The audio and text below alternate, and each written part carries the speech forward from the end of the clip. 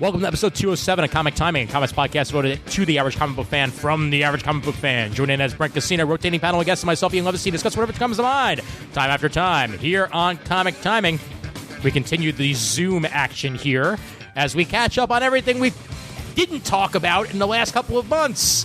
There's a lot of movies, a lot of TV. 84 years. It's been 84 years. Here now, Comic Timing.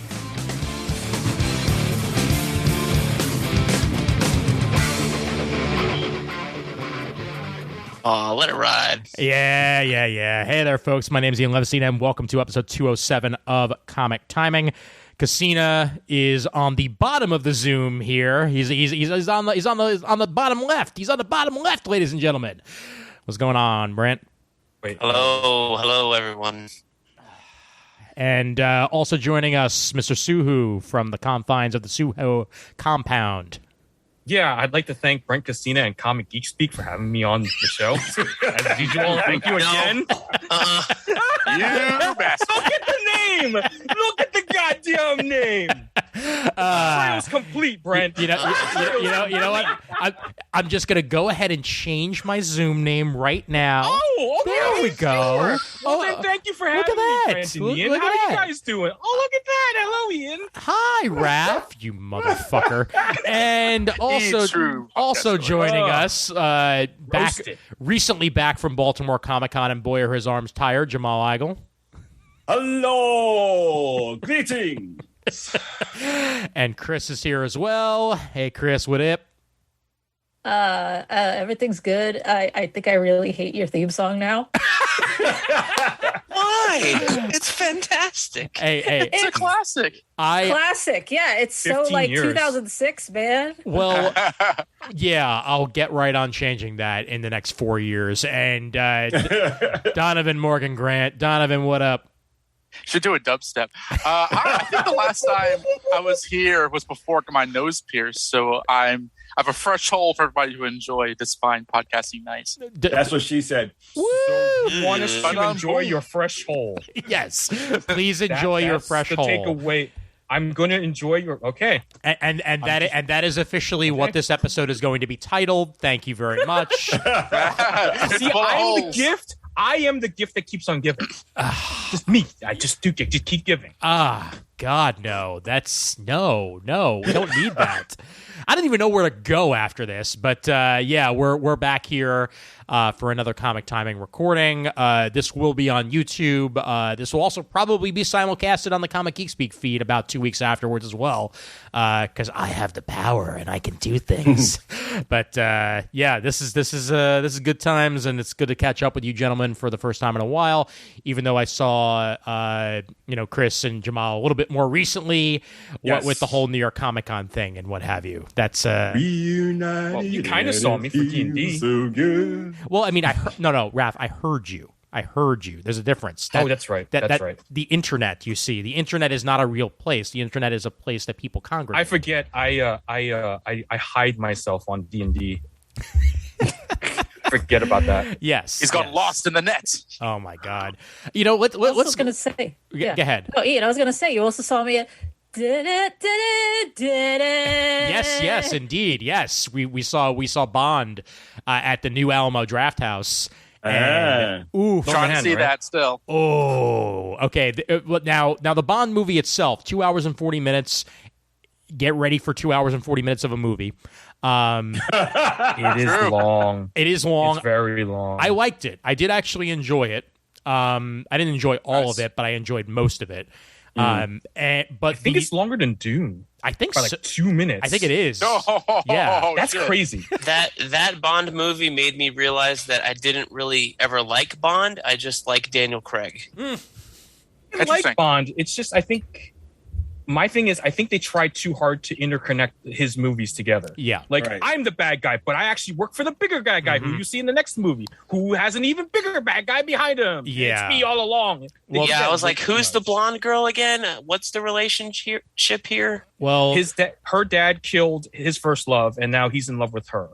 I'm See, I was kind of thinking, I was like, is that his Just like a stepsister man. or his brother's daughter? I don't know. His nephew's cousin's former roommate. And what is His that? brother's What is it, his niece? and what does that make us? Age inappropriate. Paramore. Absolutely nothing. Exactly. It's what you are about to become. Yeah, they're like 25 years apart anyway. Like Daniel Craig, like 52. But I mean, Bond's been canceled for about a decade, so like, well, yeah, exactly. It is what it is. Yeah. Well, Speaking of 52, oh no, not yet. Right, Hold that's fine. on. We'll get there. But I think overall, decent movie. But the Lower Manhattan Alamo Draft House is swanky as hell, and I love the I new need to bar. go. The new bar is beautiful. It's called the Press Room, and it's a museum for printing plates, along with it also being a bar. So like you walk around and you see all these old like 70s printing plates for newspapers. Nice. They have like the old Star Wars advertisements, and they had a Fu Manchu movie. Ref, for you. did they? Yeah. I love Yeah, those. because that's totally I love those. appropriate. I mean, it's totally appropriate. I mean, different times. Different times. They, I've they still actually had- watched one of them now. The one with Christopher Lee. Oh yeah. It's bad. it's. I watched it on MST3K first. Okay. So that's Right. how you know it's bad. Yeah, definitely. But I had a good time. It was nice to go to the movies. It was nice to go to a new movie theater. But Jamal, I want to start with you, since now you've been to your second big con in a matter Yes. of like 3 weeks. Yes. Anybody who wants the full New York Comic Con experience, that was posted on CGS a little while ago, and I had Jamal on that. But I want to know how Baltimore went, and I want to know how you're feeling. Baltimore was good. Here's the thing that I had forgot. Yes. Baltimore, in terms of the people who go to that convention, is much more of an artist crowd, Yes. like a creator crowd. Mhm. They're much more about the comics, and if you're an artist of any note, you can actually do really well in Baltimore. Mhm. My problem was I brought a lot of books based on how well I did in New York. And New York Comic Con is a buyer's convention. Yes, New York Comic Con is definitely a buyer's convention. Not to say that there aren't buyers in the Baltimore crowd. Right. There's a much, much different vibe. But the thing about Baltimore also, I love going to Baltimore personally because Mark and Shelley Nathan, who run Baltimore Comic Con, are dear friends of mine, and they always treat me like gold and like family, Nice. basically. And it was The story's fun. great too. Yeah, it is a great story. It was fun, it was, I got to and just like New York, like you're catching up with people, Mhm. that you haven't seen in a while. In some cases, like I saw my friend Paul Story, who probably haven't seen face to face in 2 years. Nice. Since the last time I was in Baltimore, and that was cool. And I kind of low keyed it. It's like I went out to dinner with some friends of mine, Kevin Powers and Vito Del Sante and Paul and some other Charlie Kirkhoff and some other people one night, and then with Heidi McDonald and Fred Van Lante and Ryan Dunleavy and his son Luke, we went to Morton Steakhouse and spent way too much money. Nice. So that was cool.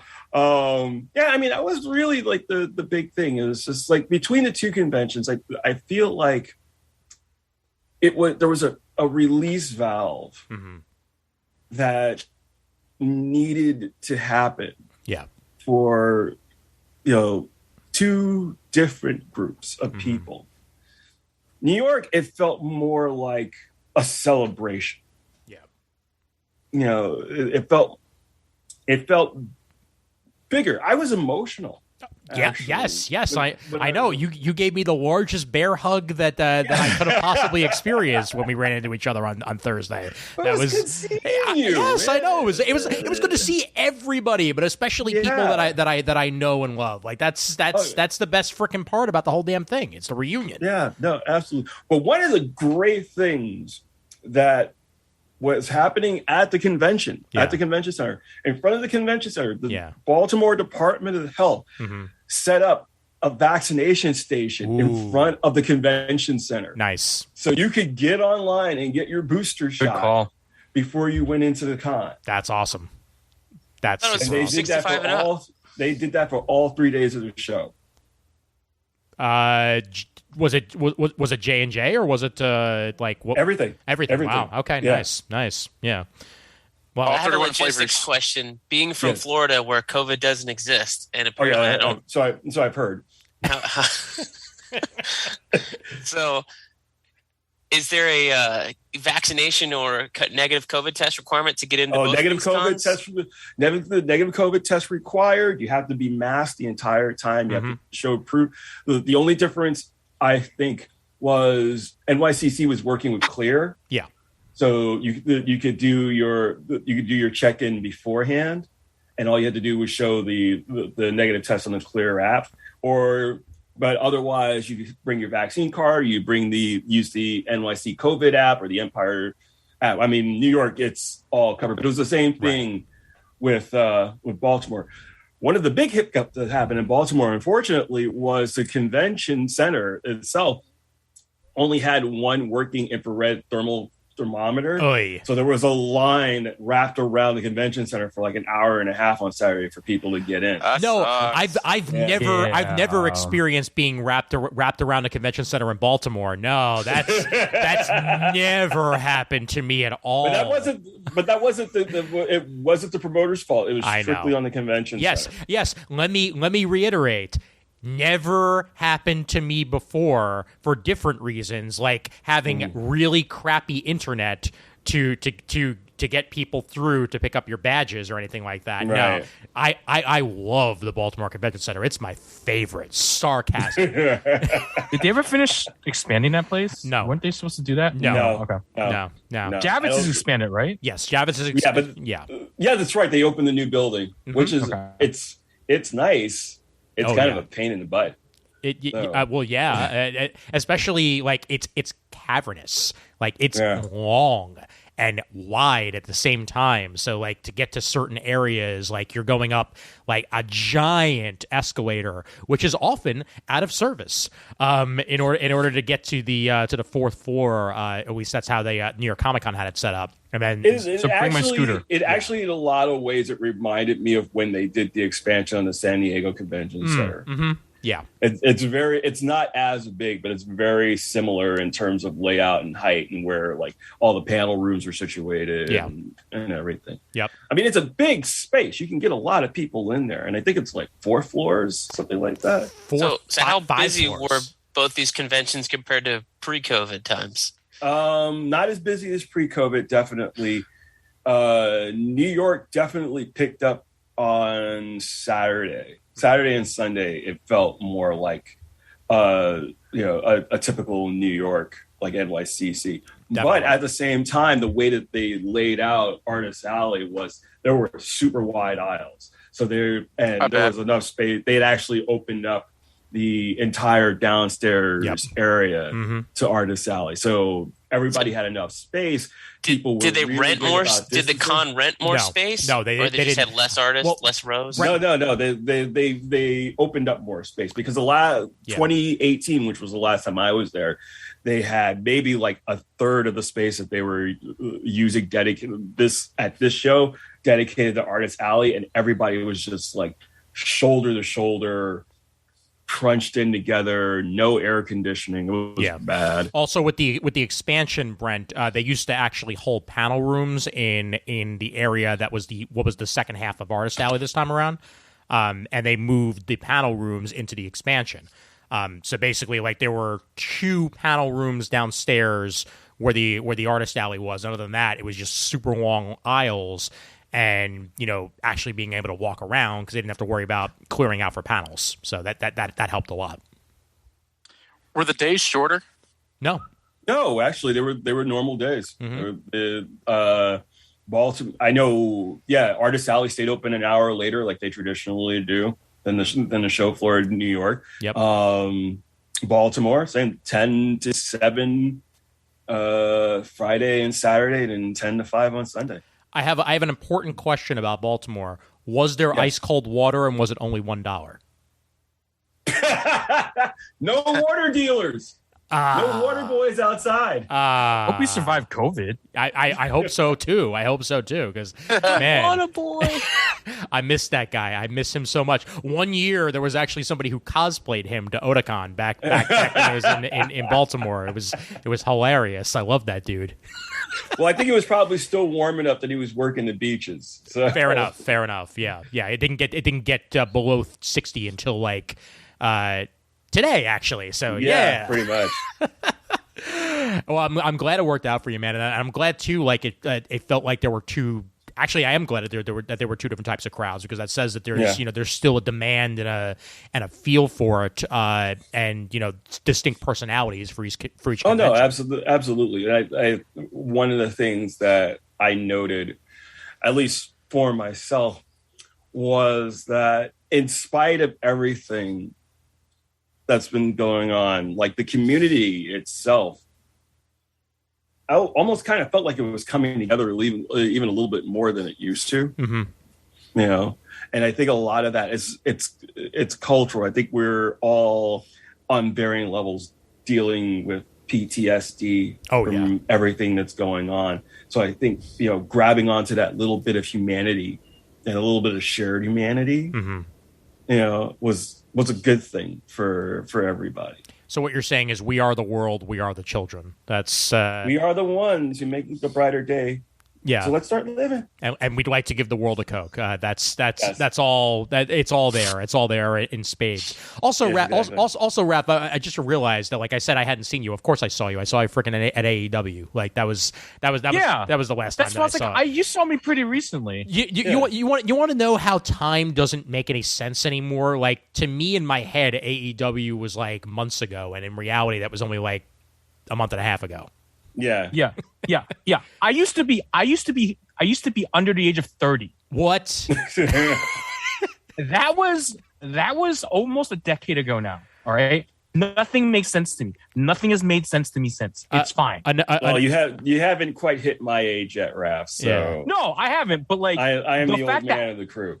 No, that's true. But the fact that the person you knew, back in 2006, yes, have been allowed to reach this age. Yes, it's astounding. Well, it's only because we allowed it that we didn't just like throw you in the moving traffic when you annoyed us too much. Well, yeah, all those letters Ian asked us to write disallowing that kidney transplant didn't get. I know. I saw them. Crimes. NYU was like, what the fuck? Do people really hate you? Just not something. Yeah, it's part for the course. Or to put it to you this way, Raph. You only exist at my discretion.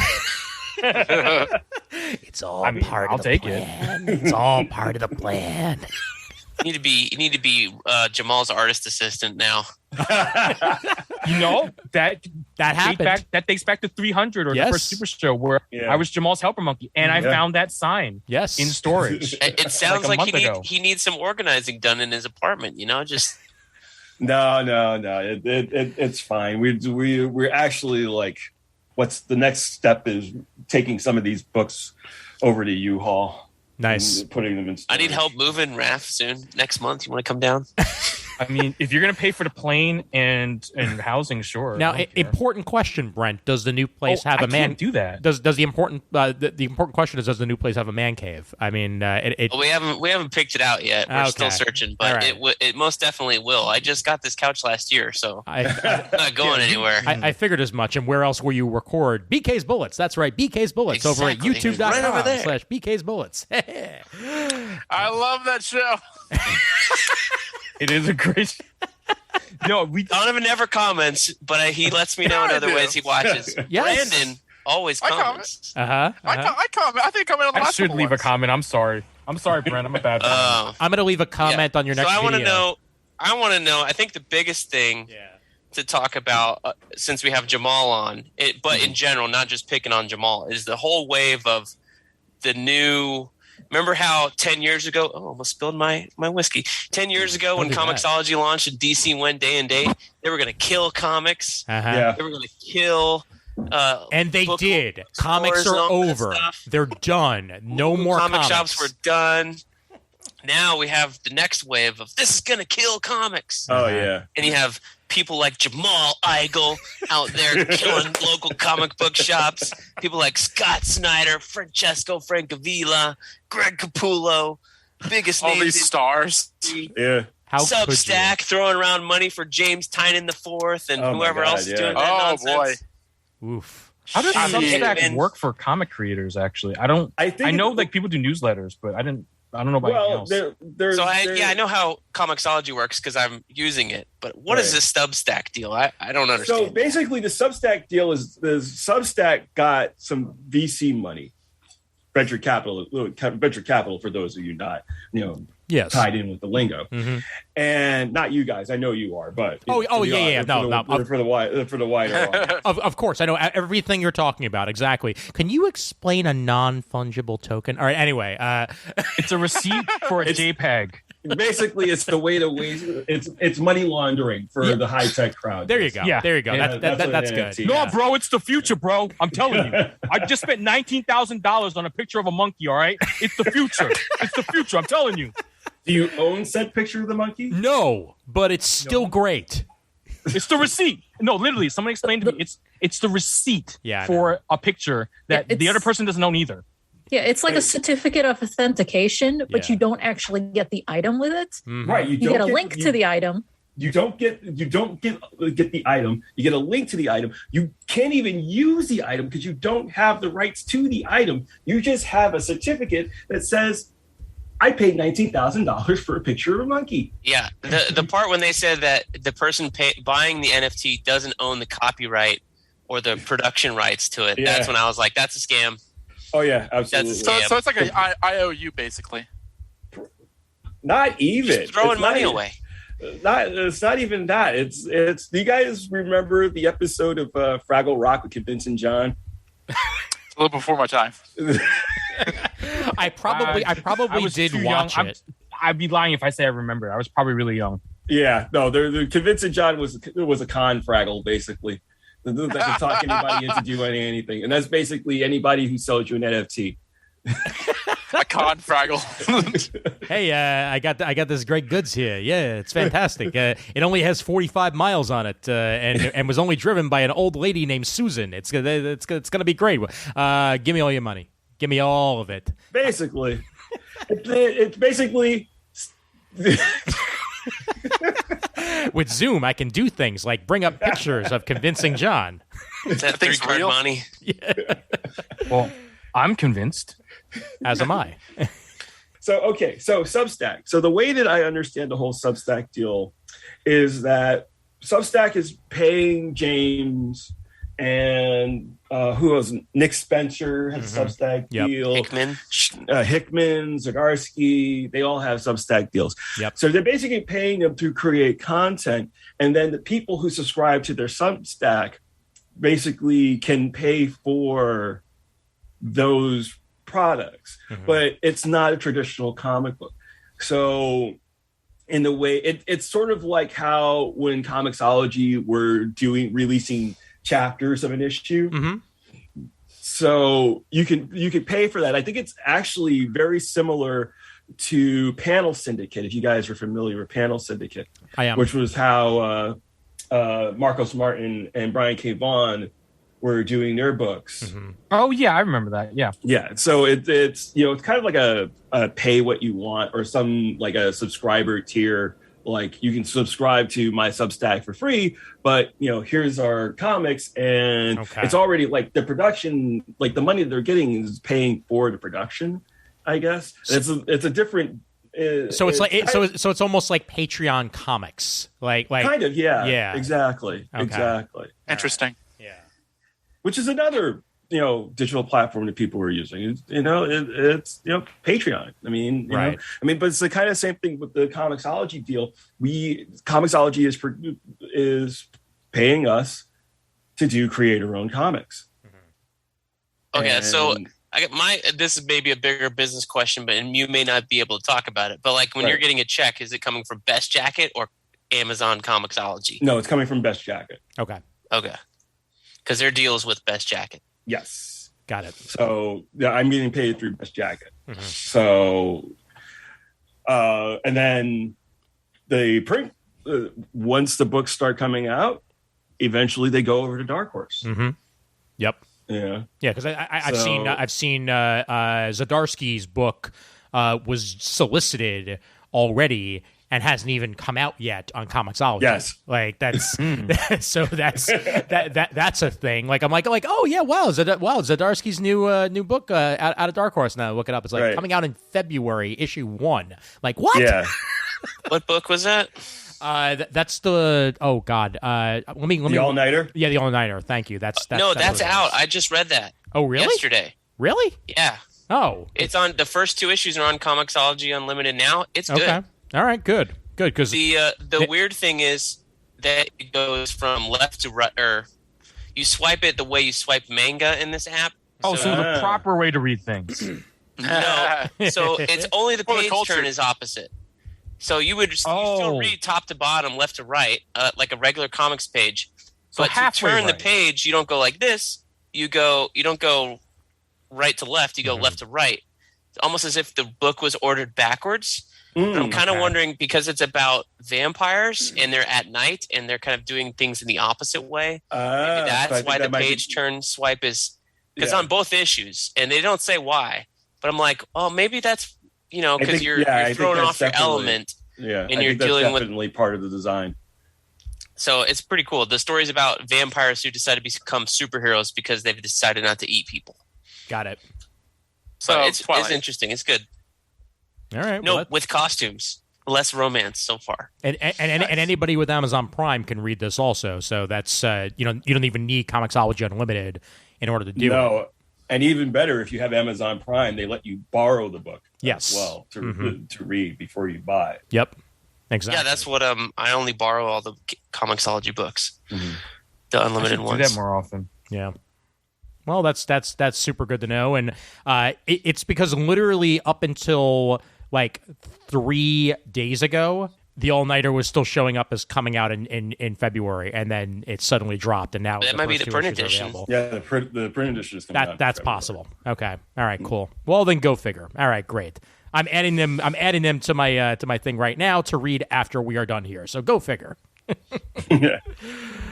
Oh man, but yeah, I mean that works, and frankly, I mean it makes me think even further because we've talked about like the quote unquote future of comics and all that, like. This makes a lot more sense for how you distribute single issues in particular. No, absolutely. Is to do them digitally, and then if you want your collection, then that's your physical media. That's what you have on your shelf, and that's the way to go. I mean, yeah, it's not great for comic shops, sure, but at the same time, it's also not like single issues are going away anytime soon. Like, this is just another way of doing it. I would disagree because the audiences are different. Yes. For the most part. The people who read digitally are strictly digital readers for more often. And the actual audience, like the current audience for digital comics is still relatively small in comparison to the print audience. Right. But it also gives creators an option on both the digital end and on the print end as how they want the book to be presented. You can release the book in single issues digitally and do a collected edition on the print end, or you could release them as single issues. Or if you decide that if you're going to do it digitally, you're going to release them in chapters. I think the overall thing is, especially right now, all things considered with the supply chain issues, particularly paper, like digital is going to become more and more prevalent. I think once the prices of technology become less daunting for the average person, if we can, God forbid, we should actually do something about like the internet infrastructure in this country, but no. It was in one of those two bills. I'm not sure which one it was. The one that hasn't gotten chopped to pieces yet, I'm pretty sure. Yeah, sure. Yeah. We're gonna get right on that. People are just gonna get internet whenever they. What? I'm sorry. I froze. Can I feel go like back? shop owners should maybe. I mean, I'm not a shop owner, so I can't speak to them. But at least gives the shop owner an ability to look at a book and judge if it's good or not. Right. So at the time it comes to the shop, they could have read the whole thing on their competitor or whatever they want to think of it. But at least, you know, instead of, I guess they get PDFs sometimes of a whole issue or something ahead of time, but at least here you could read the entire story and be like, wow, Jamal's book was fan-fucking-tastic. I'm going to order the shit out of this because I know I have 20 customers that will love it. Right. You know, and I can push this on them really easy, much less they know. Like, I was listening to Scott Snyder did like a 2-parter with Word Balloon. You know, it's a fantastic listen if you haven't listened to it yet. But he basically goes into, and I like his whole like spiel of, maybe Maul's talked to him about this more, but like the idea of growing comics this way and giving them like an opportunity to read it first, and then really buy it if they like it. I thought was really a compelling argument. And thinking of the shop owner that way, like if you know something's really quality, you're taking less of a risk ordering it. If you know the book is good and it's by hot creators, than if it was like, you know, something you've never seen before, like 99% of all of the comics they're ordering with a new #1. Right. And when you think about it from a financial standpoint, as somebody who's worked in 2 different comic shops, and I think Raph will definitely agree with me on this, is that most shops have limited shelf space.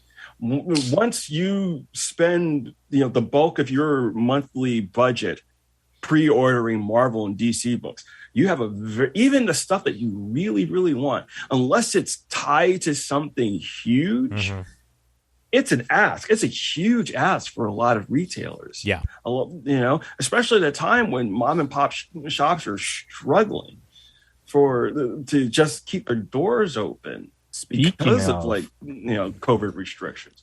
When Scott and I first started talking about doing Dudley, and I had no idea like how big this thing was going to be until like right before it was officially announced. And then it was in the New York Times.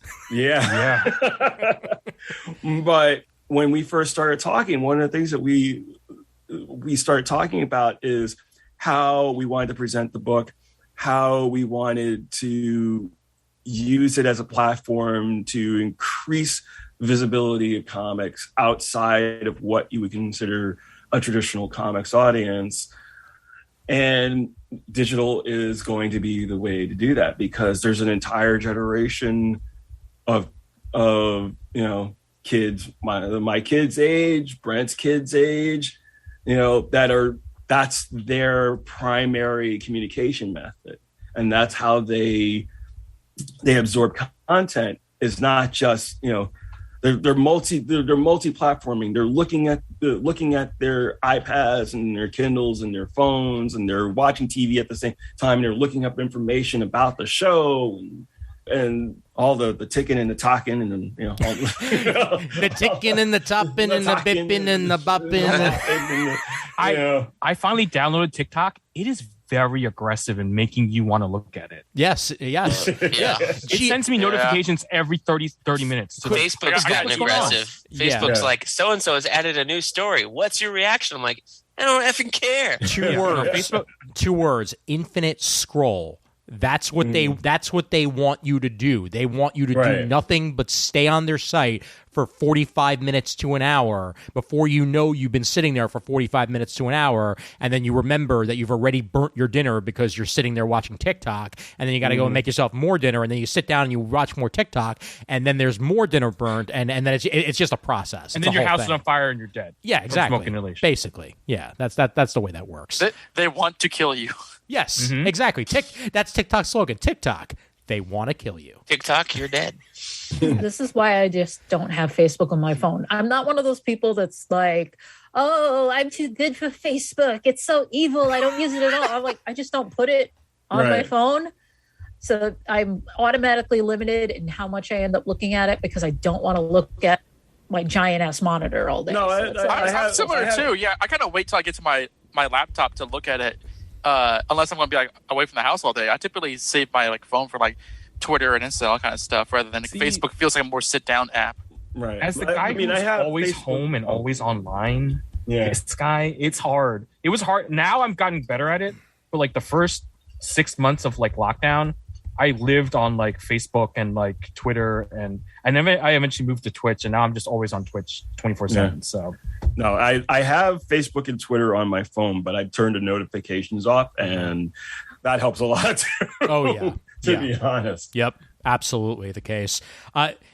Going back to digital media, and Chris, I'll bring you on this too, because I mean, we talked about the biggest and best secret in reading, Shonen Jump.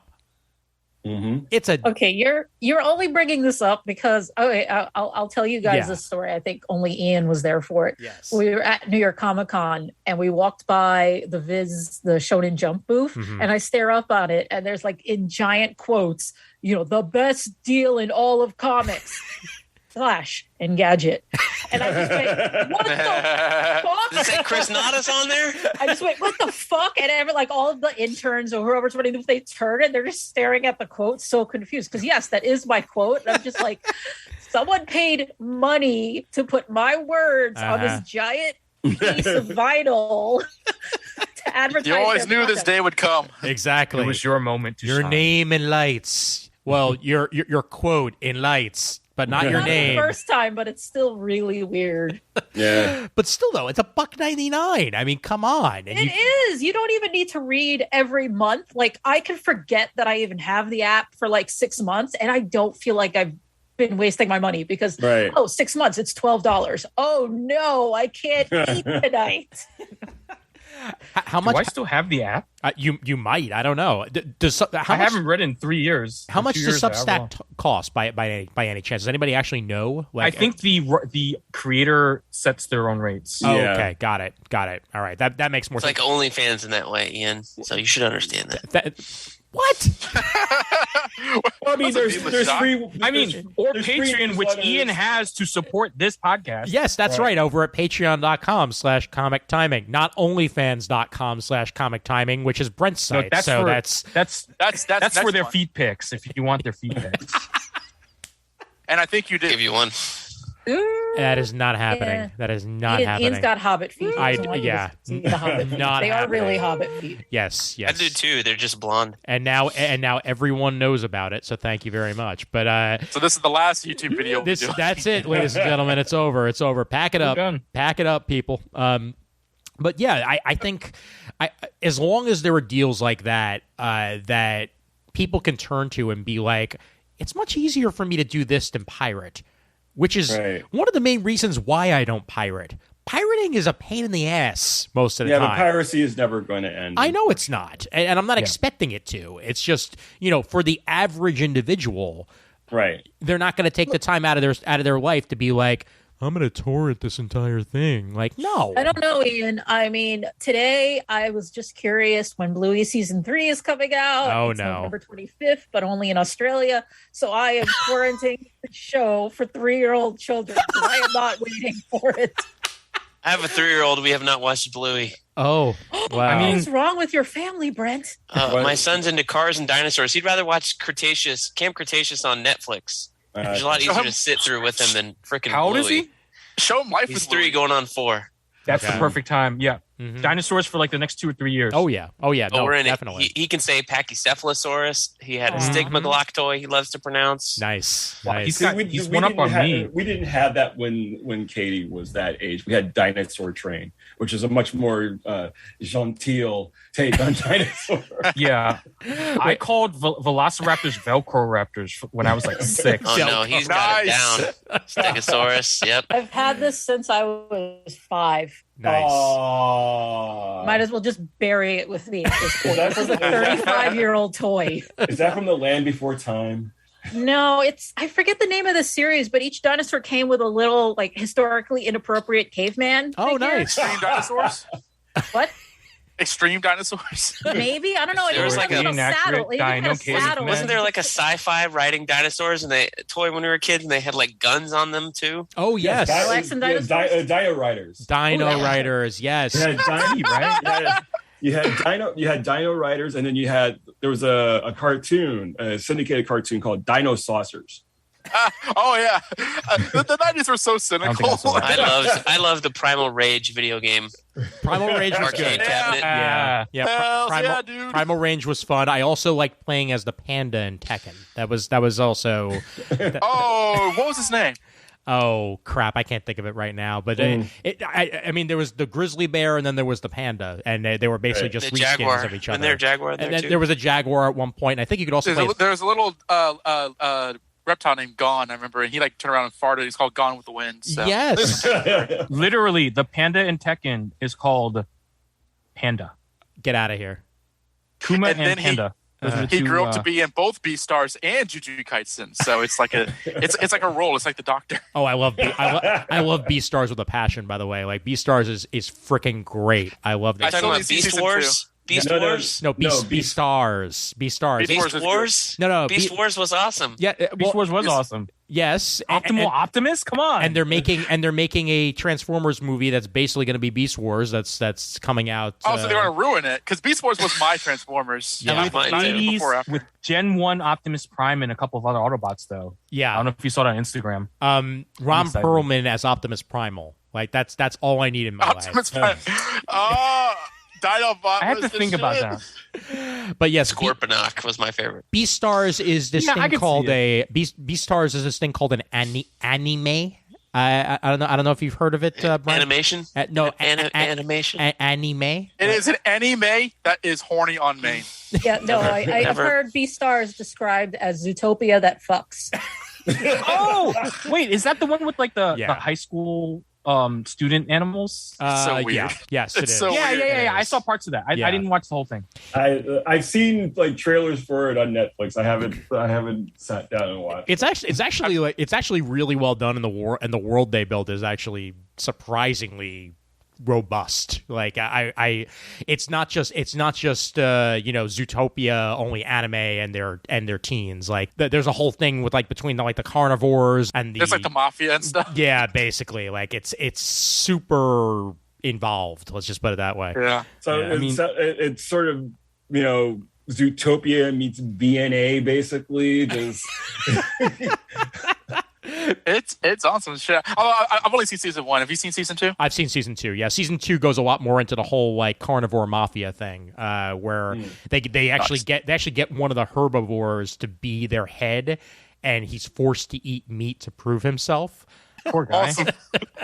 Yeah, it's pretty great because he's like, here, I'll show you how into being your leader I am, and then like scarfs it down, and then like, if you'll excuse me, I'm going to leave the room for a moment, and then you gotta love it when someone says, "Now if you'll excuse me." Exactly. I have very important business to attend to in the other room. Please do not listen to the sounds that are emanating from my body. That's my kind of trope. Oh my god.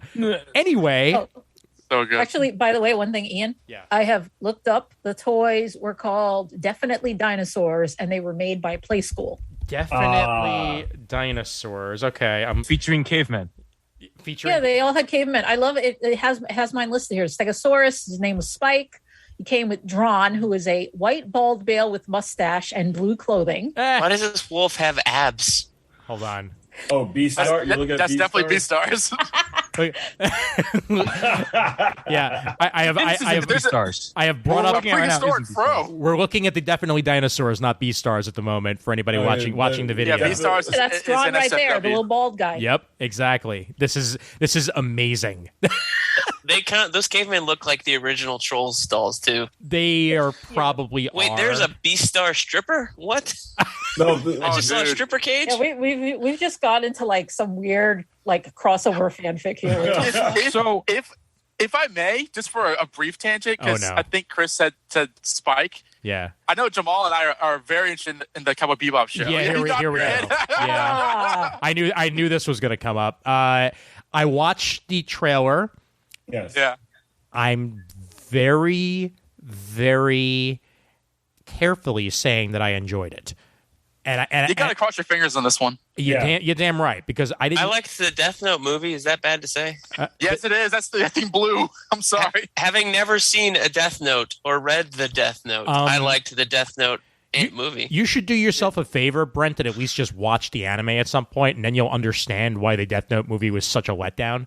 It was betrayal. Yeah, it's directed by the guy who did Godzilla vs. Kong. Yes, by the way, it's not. It's not Godzilla even vs. Kong a lot more. It's not even that the Death Note movie is bad. It's just in comparison to what it could have been, it's just not. It doesn't live up. Like they dumb down the story like way too much. They turn light into a sopping wuss. Yes, they do. They definitely. What a waste of Lakeith Stanfield too. Yeah. Yes, absolutely the case. I think what happens a lot of times with especially with anime adaptations into live action, because the Japanese have a problem with this too, is that some of the more acerbic elements of what make the manga and the anime work don't translate as well into live action. They had the same problem with the Rurouni Kenshin movies. Mm-hmm. It loses some. The Full Metal Alchemist movie is horrible. Yeah, it depends on great. the series. It is awful though. So they're like the '90s superhero movies. Kind of, where, yeah. They don't translate and they're not that great. Yeah. Well, I think it's very serious because there are some few really good live action anime adaptations. I think Crying Freeman is like 1-to-1 excellent. I like Speed Racer. I get those who don't, but I actually think that captures the spirit. I like it in a way which pulled it off. Honestly, Donovan, I think Speed Racer was ahead of its time. Because if Speed Racer had come out 10 years later, people would be talking about how amazing it is. There's only one part of Speed Racer that I still find ridiculous to this very day, and I bring it up whenever we talk about this movie. Yes, you do. When we go from a shot of the family being there in person to then being a part of the CGI background. Like, and you can tell that they went from that in like a split second shot. Like they go from like in the room to clearly not in the room to back in the room, and that to me is just the one part that didn't work. The rest of it, I actually enjoy. That part, I'm just like, I think what works for me from the trailer for like I love Cowboy Bebop. Yeah. Oh yeah, it's like top 3 for me. And I think one of the things that works for me in the trailer is that there's a shot of John Cho where he's like using the martial arts study. Yeah. He got cut. Yeah, he did. Like he looks amazing. He really does. You can tell that he has put everything he has into playing Spike. He went full Kumail Nanjiani on this shit. Yes, he did. Yes, he did. Did Kumail take something that messed up his nose and his jaw? No. Or is it just that it's all gone now? I really do not want this show, whether it's good or bad, and that's going to come down to like the direction. Because what makes Bebop so good is that Shinichiro Watanabe direction and that Keiko Nobumoto script. Like, I don't think you can blame the actors. I think the actors, from what I've seen, are definitely like not half-assing this. Oh yeah. I don't want to come away from this and like it being embarrassing on their resume. Every promotion that they've had, it's gotten better and better for me. Yes. But like there's this because I was rewatching some of the earlier episodes yesterday. Not that I have to. I own the series, but like I don't want this to be like comedy first and like other stuff second, because Bebop is very tonally flexible, and they've been kind of leaning hard on the comedy, almost like a Marvel reflex. Although very serious. In the most recent trailer, you see a lot less of that, and I think I'm hoping that that's a step in the right direction. That they basically just like showed the comedy first, and now we're starting to flesh it out a little bit. But honestly, if I've learned one thing about trailers, especially for things that I'm like a little bit on, I can't tell until I've watched the damn thing. And like it's coming out in like literally like 2.5 weeks at this point. That line about him saying, I was dreaming, that was perfect. That was perfection. Yes. Yeah. Here's my thing is I don't even mind if they take a little bit of a liberty, because I kind of felt the same way about Umbrella Academy, which was Umbrella Academy ended up being in a lot of ways very different from the comic book, but it worked for what they were doing. It fit the genre. Not everything that's done in animation or in comics can translate to action, so you have to be flexible. You have to be able to adjust to the medium. It can't be one-on-one. It can't always be one-on-one. You don't want to be a slave to it. Oh yeah. Well, I agree with you, Jamal, that it shouldn't be one-on-one. I mean, I love the original series too, and honestly, like I saw no need for this live action except for like 2 reasons. One being that is something that my mom is more likely to watch. Even though my mom has watched anime in the past, it's just getting her to watch something animated versus live action is like still a battle, even like 30 years later. I mean, my mom would be like, I love Vampire Hunter D. And I'm like, oh, you should check out these other anime. And it's just, she's just like, nope. It's just soul crushing. Because I've got the same one, Don. Yeah. Nice. And then the other reason is that it's a good show, but I and I think it was a good length, but there's so many more stories that could have been told with those characters. That's true. And that's why personally I would look forward to the series. But the problem is with a lot of the promotional materials, they've just been like, hey, we're going to do this episode. You know, we've got the teddy bear guy and we've got the Le Perot and we got this, you know, they're doing a checklist. And that's not exciting to me. I don't need to see, like, if they do it better, that's weird because then I get funny feelings about the original. I doubt it. And if they do it worse, it feels like you've wasted my time. Yeah, it's a Kobayashi Maru. You can't really win. I don't think this is. I don't think this is going to be Watchmen. Let's put it that way. Like, I don't think this is going to be something where I feel like it. Unless he's trying to be Scott Pilgrim. Yes, that may be closer to it, but also, you know what we haven't gotten in any of the trailers so far? Ed. Yep. I have heard through the grapevine that Ed does show up. Okay, good. I saw Ed's little smiley face insignia flash across one of the promos, and I believe that this thing's already got a season 2 scheduled. So if Ed never showed up once this thing's done dusted, I'd be like, something's wrong here. Just because, not because I want her to be here exactly, but because I do. But it's more on the lines of this feels like something that they're holding back. And then randomly from the middle of the Universal Pictures opening comes Brandon Christopher. Bum bum.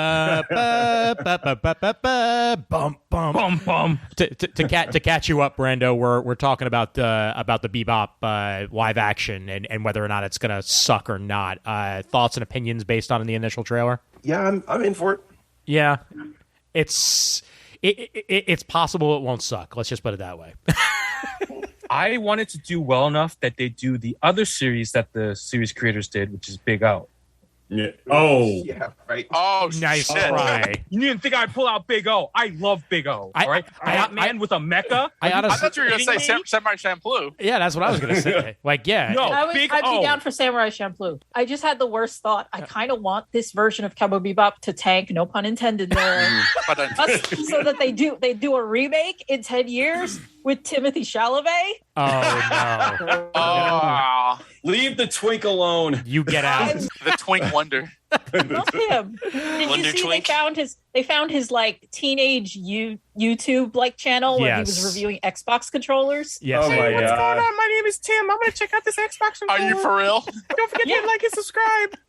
Yeah, no, there's only 3 videos on it. You never see his face, and so people are like, "This is a conspiracy. It's bullshit. He didn't really do this." It's a conspiracy. Yeah, I know. This thing is really cool. Where everything is conspiracy.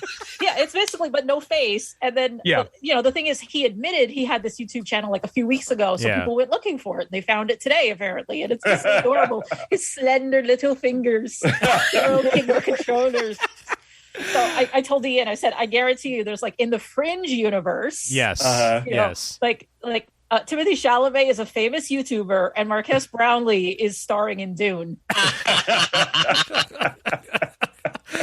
He's my favorite. I love Marquez. I love anything that starts out in the Fringe universe because I've done so much shit that way already on what ifs and what have you. And now we could probably do that for the entire whatever name the Cleveland Indians wind up with now because, hey, the Cleveland Guardians are getting sued by the Cleveland Guardians because they already exist in another sport. Oh, so really? You want to transition to What If, the worst Marvel show after Loki? We're going to get there. We're going to get there in 2 seconds after I explain this to Jamal. There's a roller derby team called the Cleveland Guardians, and they're suing the the former Cleveland Indians. Which team gets their name first, the Washington team or the Cleveland team? That's the better question. Sounds like they already picked one. I still think Cleveland will get their name, yeah. But here's the problem with Cleveland is that they've already spent millions of dollars in all of this rebranding. Mm-hmm. Which is good for that roller derby team to get a couple more million of that. They're gonna get their money, and then all of a sudden they're gonna be the Cleveland Rocks, and they'll and then Drew Carey's gonna come after him. Exactly. Oh no! Here, I just pulled up the New York Times, which was posted a half hour ago about this story. This is a great quote in here. Hold on, I just scrolled past it. Yes. The lawsuit also claims the MLB team filed its trademark application in Mauritius, a small East African island nation, and that in doing so, the baseball team was effectively hiding the application unless one knew where to look. Oh, wow. Is that even legal? I think the Cleveland Guardian roller derby team's been around longer, though. You're damn right they have. Not new. Yeah. 2013, according to this article. Exactly. So I will shoot over to Ian. So let's all look forward to the Cleveland baseball team premiering 2013. That's pre-wokeism. This is like Lady Antebellum getting into a lawsuit with that blues singer Lady A. Who's been performing as Lady A for the last 25 years, and then they decided they didn't want to be connected to like the Antebellum South anymore, so they renamed themselves Lady A, and they're suing. Well, why couldn't they be Lady Postbellum? I have no idea. Wouldn't that be a positive name? They could have been like Lady Bell, Lady Bugs, you know. Meanwhile, what if Brent Casino liked What If? You didn't like What If? You didn't like the fucking thing that Marvel did. I didn't like Loki, and I liked the first and second episode of Loki and the last one. Yeah, didn't like anything in between, so it's roughly half. Okay. Right. And then What If I liked the first episode, and then I didn't really like any of the other ones because I felt like what threw me for a loop was the Star-Lord one, and that was like, all right, well, they're not really going to push the What If portion of it because I firmly did not believe that if you took T'Challa at 11, he's going to grow up to be fucking Chadwick Boseman T'Challa underneath Mary Poppins y'all and all those other yahoos who are like terrible people. And that somehow he's going to maintain his integrity as an 11-year-old to a 35-year-old where we met him. And that's what they were like, well, we'll just have Chadwick beat T'Challa, and it'll be the same guy. And, he's charming. And T'Challa's what's going to be changing everybody, not everybody changing T'Challa, which was also fun to see all the Lord. That's the Thanos point of What If. and all that. But, no, I'm like...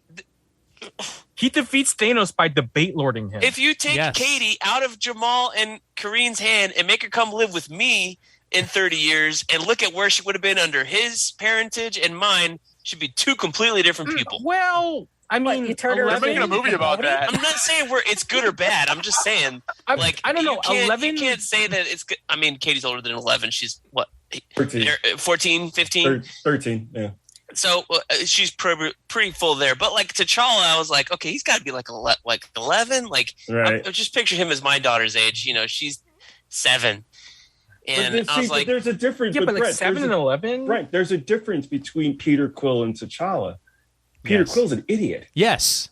Peter also he was raised by like a single mom with cancer. His father wasn't around. I'm not saying he should have been Peter Quill. Was my whole point, and I did 10 minutes on it on the YouTube channel. You should go watch it. My whole point was he would not have been the same, and they basically portrayed him the same. And I was like, at least the What If comics. He wasn't the same, because he clearly wasn't the same character. He was more fun because he wasn't as serious because he wasn't a king, I guess. Yeah, exactly. And the dude could still have morals. Also, if you're a prince of royalty of the most advanced civilization on the planet, don't you think that he would be probably mostly fully formed at a young age in the first place? Yes. You don't know that if you're hiding out, if your civilization's hiding out. But do Brent, you know that you're the most advanced civilization on the planet? But Brent, what if? What if? Let me put it this way: what if was the most accurate Marvel series or movie to date, in that it accurately portrayed the majority of the episodes were firmly mediocre, just like every What If comic produced. Wow. I don't know about Brent brought violence. Brent at least in the modern What If era. You go from like House of M when they started republishing What Ifs in little batches of series. They're all firmly mediocre. I just came really close to giving you the double bird. Like that's. I'm glad you at least like reaffirmed your statement by saying the more recent. But then again, Zdarsky's Spider-Man Spiders redeemed What If. Yes, redeemed What If. 100%. But it's not really called. It doesn't. It says the Spider Shadow. Right. If I look it up on Comixology, it doesn't say "What if" the Spider Shadow. It says it right there in the damn logo. Like it's part of the What If brand. It's part of that period. So that's something to bring into it. And also, there have been good What Ifs over the past couple of years, but at the same time, they get lost in the shuffle with a lot of the mediocre. That, yes, I will agree, but still, the 90s series and the previous 70s series, there's some damn good issues in that. What if the Hulk Kill Wolverine still sticks with me to this day? That really, like, I was like 7 when I saw the promo images for it, and like Cyclops is like torn to shit, and like Wolverine's a skeleton. It really, like, when you're 7 or 8 and you're seeing that for the first time, you're like, whoa, Wolverine can die? That was the point of a What If originally, because every single issue, everybody would always die all the time. Horrible shit happened. Like, pretty much each episode was actually the most accurate to the What If comics, where like it was just like the bad video game ending. I have one scene from an issue of What If that is like seared into my brain. Yeah, and it's Spider-Man is Peter Parker fighting the Punisher, where Frank Castle punches Peter Parker in the stomach and nearly breaks his hand. And he's just like, he's been holding back the entire time. And Peter just levels him. Yep. Basically. Yep. Yeah. And that is seared into my head. And also to go back to what you said, Brent, with a series like What If, not every issue is going to be great. A lot of them the most accurate Marvel Comics. So let me step in and say, like, you know, I've known most of you guys since 2006. I've met Brett in person, in 2010, and everyone knows I usually don't agree with Brett, but this time, I hated What If. History. Oh my God. No, Chris knows that too. I didn't love What If. I was uncomfortable with it. Here's my issue with this, like. I thought the episodes, I don't think there was ever a really great episode, but I mean, honestly, the only episode I thought was terrible, though, was the Thor episode. As I said, completely that episode, disagree. I actually kind of like I felt like my IU dropped like 20 points watching That's it. That's honestly my favorite episode. Same here. Yeah, Thor being a dumbass jock is kind of fine. And Loki and Thor in that is just absolutely brilliant. It's fun, but I was like, this is really stupid. Oh my God, this is the stupidest thing. Going back to being the parentage thing, I firmly was like, just because you take Loki away from Thor makes him an asshole? Like, his dad isn't still the same asshole he was before he brought in Loki? His Frigga is still not the same woman that's going to raise her son the way she wants to raise him? No, but that just because episode, Loki's not there? What? No, you're thinking about that episode in the wrong way. That episode is a Looney Tunes cartoon. Yes. Right. Yes. Yeah, it's more like every episode is an excuse to have an exact kind of like sort of response outcome rather than actually the pressure's on Thor. Yeah. So he becomes more of a party animal because Loki isn't there to deflect. Is kind of the point.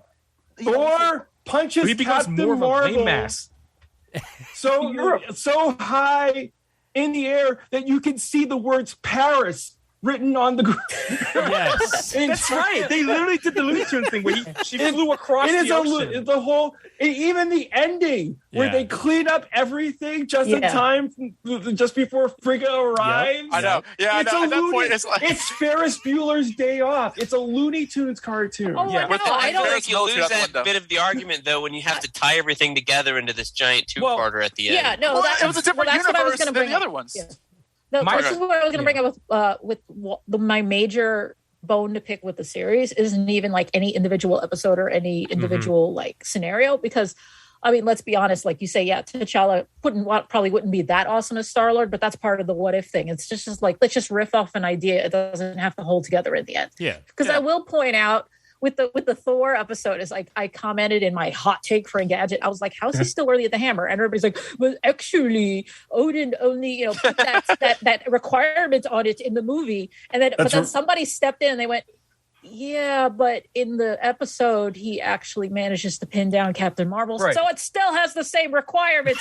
Like it was just a nerd fight in like the comments of Engadget. But my big thing is, this was my final piece for Engadget on it was. You go to Disney Plus, you open up the page. What kind of show is it? It's action and thought anthology. Yes. And yet, in the end, it was not an anthology series. It was a bunch of stories that eventually, like towards the end, like they started tying to closer and closer and closer. And then eventually, if you wanted to watch that finale, you kind of had to have watched pretty much the entire season. Yeah, which is what I ended up doing. Sense of it. I'm like, that is not an anthology. I wasn't ambivalent about that. I wasn't ambivalent about that because that is a direct breaking of the rules. On one hand, it's like, who cares? It's a lark. On the other hand, it kind of felt that like for the MCU audience, they kind of chickened out. And it's like, well, we have to have this all mean something rather than actually do the whole what if thing. Right. But I mean, the series to me was amusing. I didn't need it to like, you know, like save my fandom or whatever. It was clearly just meant to be like an amusing sort of like exercise of the multiverse idea, which comes straight from Loki. Yeah, Loki, which I thought was very strong, although I did not like the last episode. But I mean, I think all of these have been like entertaining from one to another. I've never come away from any of the shows pissed off. I agree that they did break the premise on the last two episodes, and it actually reminded me of, remember when the What If comic broke its premise in the 90s when it had like that crossover in between like 4 issues where like you know the Watcher was like there were these like time bandits or something like that were coming together and like going across universes or something like that. The only reason I even remember it is that I had an issue of What If from, I think, What If Wolverine had remained Lord of the Vampires or something like that was part of that crossover. It's honestly a really fun issue, and like I actually really enjoy it, but they would take 5 pages of it and devote it to this crossover later on in it, and then it would go ahead and go what it was. I would have been all right with this just being an anthology in the end. I understand why they did it, and yes, Chris, I do believe that it is them not believing in their own premise and believing that they somehow have to make this quote-unquote matter, when in reality, all this is what if, like that's it. And I think season 2 will probably be just that, but they didn't have to do it, but they did, and you know, it is what it is. I mean, I don't want the show to be canceled or anything. Like, if it can keep going, I just had an idea, and then Jamal can say whatever he wants to say. I'm sorry to cut you off. Oh, no problem. I figure because Disney Plus has all of what they call like the legacy stories. Yeah. Like they have all the old Marvel cartoons. I would love a What If episode that was in like the X-Men the animated series universe. Oh my God, yes. So that will justify the entire existence of the series. I'm going to mute, and Jamal, you may talk. What if Spider-Man found Mary Jane? Okay, anyway, continue. Shut up, Ian. So what I was going to say in Brent's defense, I'm going to say this. I think that Disney Plus so far kind of straddles the fence between okay and spectacular, depending on the show. Mm-hmm. And I'm not saying that the quality of what they've presented with the Marvel shows in particular has really been bad per se, but I think when you come straight out of WandaVision into Loki, and you want Loki to be as strong, and I think there were parts of Loki, like even to me, I think there were parts of Loki that weren't as good as they could have been, but I understand this, the circumstances, COVID and everything, changes in production, and then the same thing with What If having to cut the Gamora episode for time. Mm-hmm. So there's various things. I think that what they're doing as an extension to the films in particular, it's actually, it's pretty good. It's a daunting task to try to weave all of this stuff together in a way that feeds one project into another. Mm-hmm. Mm-hmm. We're going into Eternals. We're going into Spider-Man No Way Home. We're going, Doctor Strange. They're filming, apparently did not know that they were filming Spider-Man No Way Home and Doctor Strange at the exact same time. Neither did I. Oh, shit, really? Yeah. Yes. I guess it makes sense. Idea. Well, this was a tie-in. Well, because I'd heard that there were going to be reshoots on Doctor Strange, and that may very well be one of the reasons why apparently it's like round 2 of reshoots. Yeah, exactly. So, which also makes sense because I guarantee you they had to change the story when Raimi came on board, because Raimi probably had his own way of doing things, and they had already laid out what the movie was going to be with the previous director before he popped on. So it doesn't surprise me at all. How can we make this more 60s? Yeah, Raimi was brought in like a year ago. Yeah. I think it was announced. Yep. Yeah. But still, they were already in pre-production. Yep. And then we got Hawkeye, Miss Marvel, the Marvels movie. Yep. Moon Knight. I mean, there's all this stuff that's happening in one. They're feeding this whole giant machine, and frankly, I give it a 7 out of 10. Yeah. There's some things that aren't spectacular, but there's some things that are fucking amazing. On a related note, Jamal, is there any franchise Oscar Isaac isn't in at this point? Because I feel like he's in every single possible place I could find him. Like, make that money, baby. He hasn't been on Star Trek yet. Batman. You're right. Batman, Batman and Star Trek. Yes, that's because now they're going to cast Oscar Isaacs as Roman Sionis. Wait, that's hot. Is he in the MCU proper? That'd be good.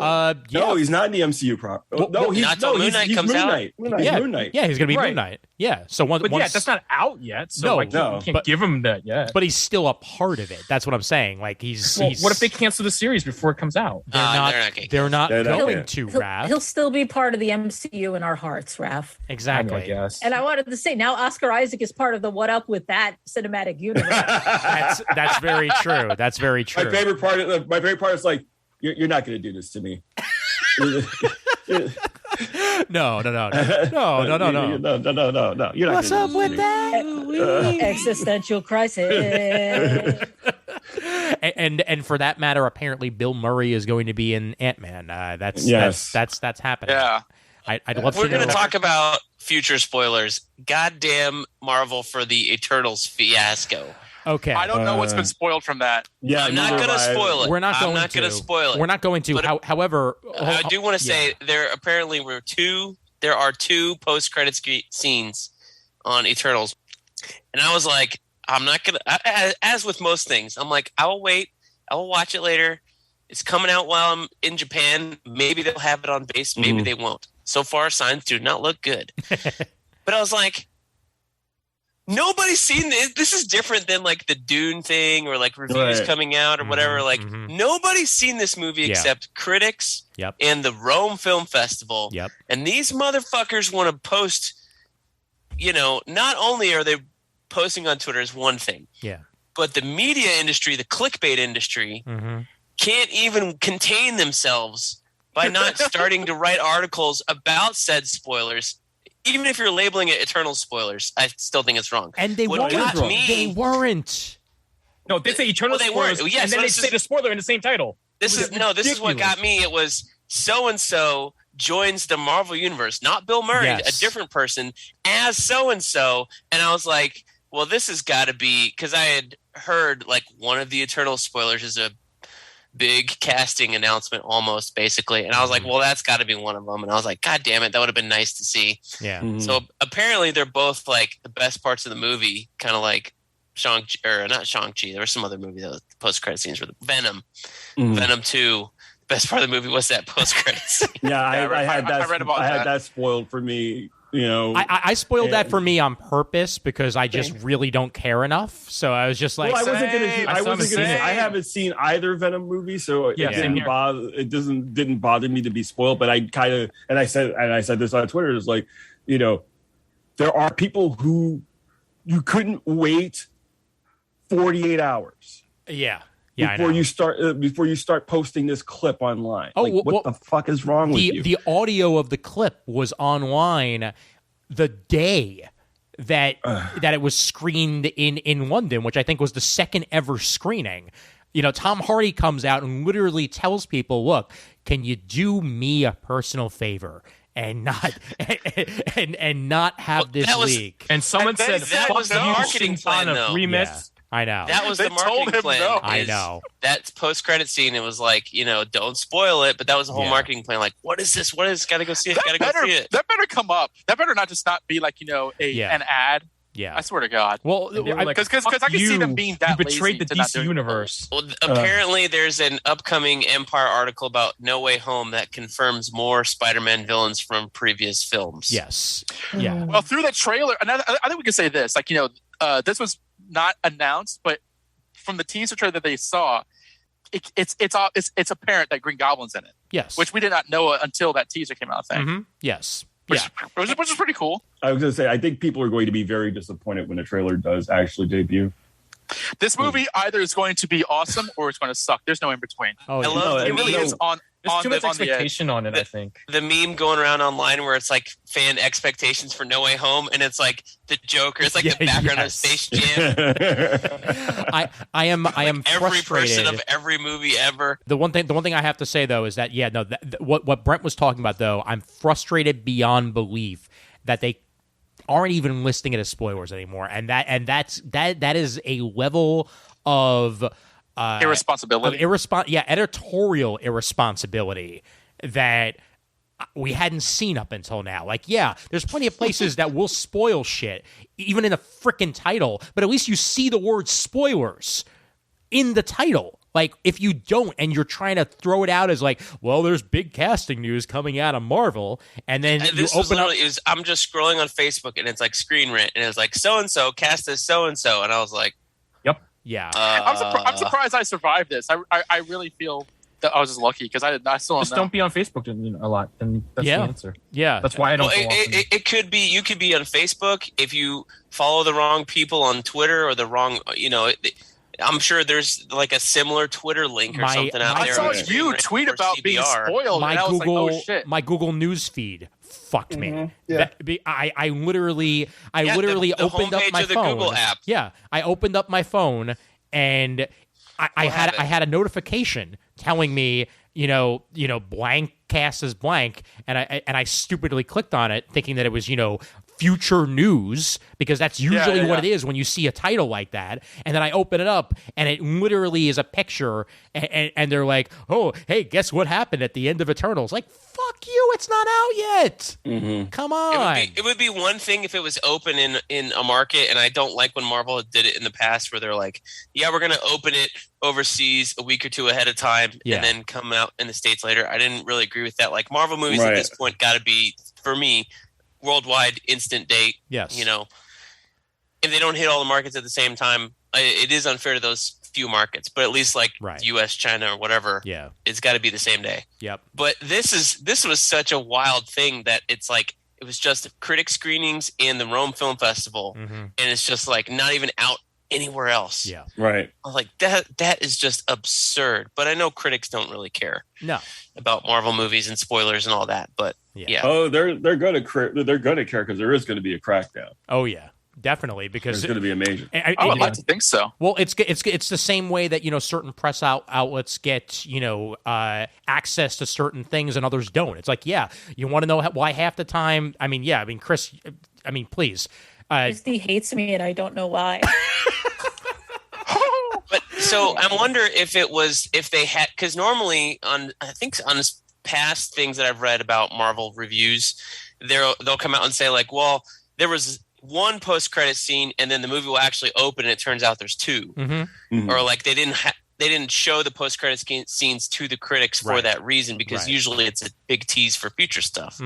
So I wonder if, based on the reviews, that this Eternals movie is not so good for most people. It's got like a 65% Rotten Tomatoes score. Maybe these casting things in the post-credit scenes are that similar type of thing of Venom Let There Be Carnage, to bring people into the movie just to see that bit, because it's not a mass market movie. I can't wait to see whether I'm the 65% or the 35%. I really cannot wait to see. Like, the thing is, like, I feel like, and I felt this since they announced it, Eternals is the riskiest movie they've made so far, hands down. Yeah, because there's some sort of mainstream appeal to all the other characters, right? But now you're taking an ensemble group that isn't funny or goofy or charming or combining previous stars that you've already met.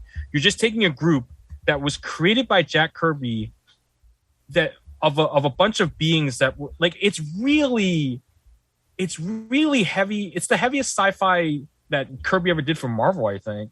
I wouldn't even say it's risky. I would say it's downright reckless because they've never even been like, sort of hinted at. And personally, I'm 32 years old. I've been reading comics virtually all my life.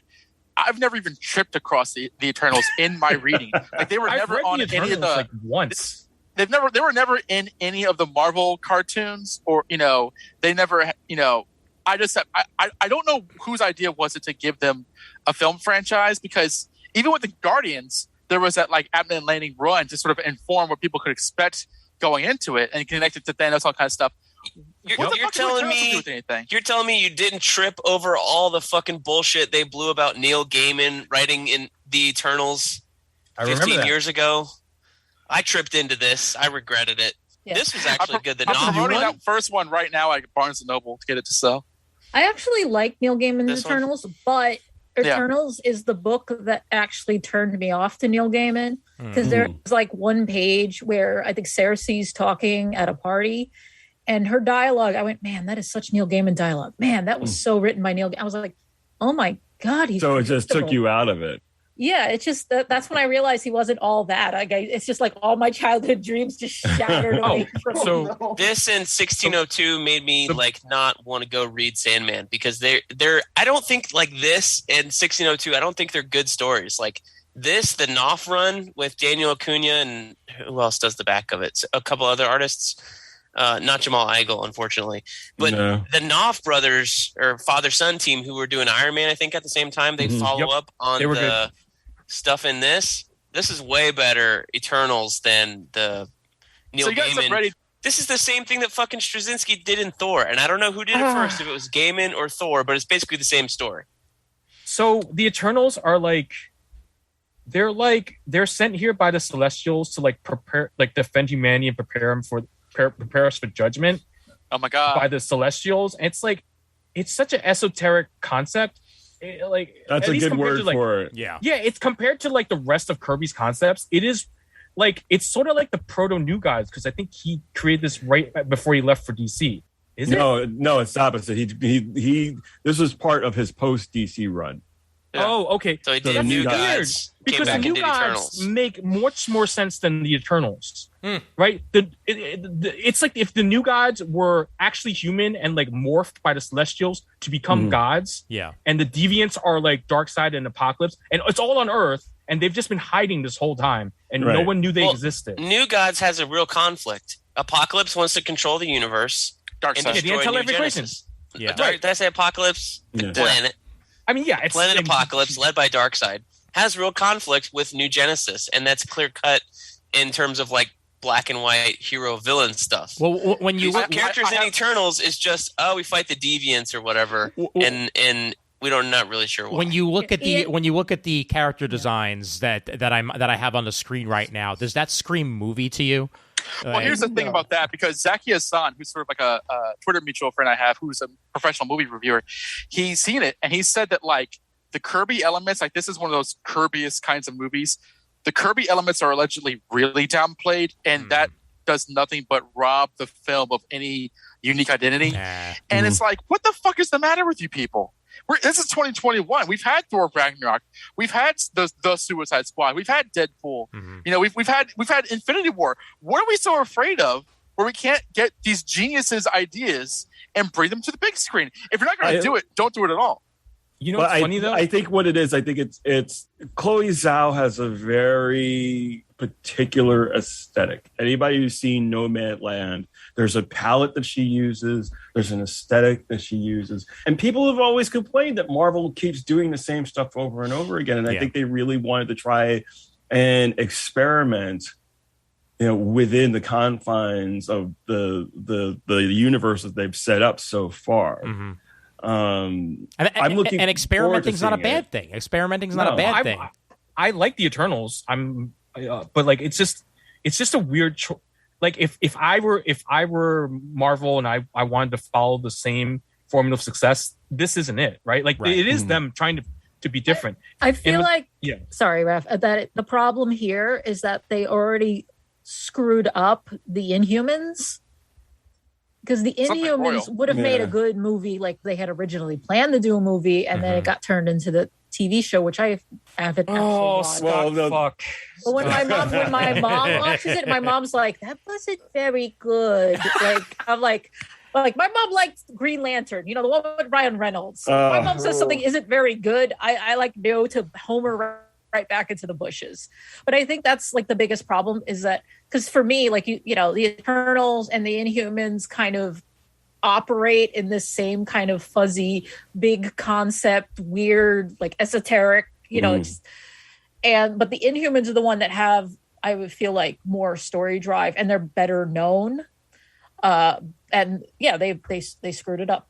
And now they're like, maybe the Eternals can do that. And it's just, that's not who they are. Like it's not easily swappable. Though, to be fair, when I was a kid, I really did not realize that Cersei and Crystal were from two different groups. Yeah. I could see that easily. They were kind of interchangeable. I was also going to ask you, can you just throw up a comic cover from the Avengers jacket era? Just because I just really want to see that. Yes. Yeah. That was the weirdest thing. Era of Avengers. They keep talking about Cersei being part of the Avengers in this book, and I was like, when the fuck was she part of the Avengers? Early 90s. Early 90s. Blood ties, man. Oh. And the Avengers do not have standards for their membership. I mean, like when you have like Jack of Hearts running around as like an honored member, it's like, okay, whatever. She wasn't Listen. You put respect on the Avengers. They put Darkhawk in their fucking team. You put respect on the Avengers. It's the most respected team. You cannot command of me want that first sentence and then follow with the second sentence. Here we go. What about? Ladies and gentlemen, I give you peak jacket era. Yes. Oh God. There's an issue of Ben Reilly's Spider-Man in the 90s where he goes to see the Avengers, like early Dan Jurgens. And that's the first time I saw like jacket era. And, oh my God. It looked like they were cosplaying as both Cyclops and Havoc. I just noticed that Black Knight is not only wearing a leather jacket, but he's wearing his gloves over the jacket sleeve. Oh yeah, of course. He's gonna be sweaty. Peak style right there. Why is a shirtless guy the only one not wearing the jacket? Because Hercules never wears the jacket. Exactly, he's Hercules. You're lucky he's not freeballing, man. I was gonna say, Brandon, thoughts on Eternals even existing? Like seriously. Oh God, I have odd concept to go into for a movie, and like it looks really good from what I've seen, but it's one of those movies where aesthetics don't make a movie here, and there's not much to grasp for it because it's super fucking high concept. That's the problem. Yeah. If anybody comes away from the Eternals saying this is literally my favorite comic movie ever, you are automatically pretentious. I'm not saying. Well, here's the thing. I'm not saying it's going to be good. I'm not saying it's going to be good or bad. Pinkies up, baby. Pinkies up. Although to be fair though, Donovan, there are plenty of different types of moviegoers, and there's plenty of different people who like specific genres and specific styles more than other people.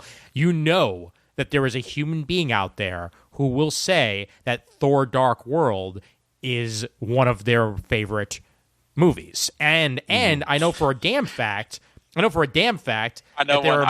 there are members of the Comic Geek Speak crew that prefer Kenneth Branagh's Thor over Thor Ragnarok or anything of the sort because they were looking for something more Thor than what they got afterwards.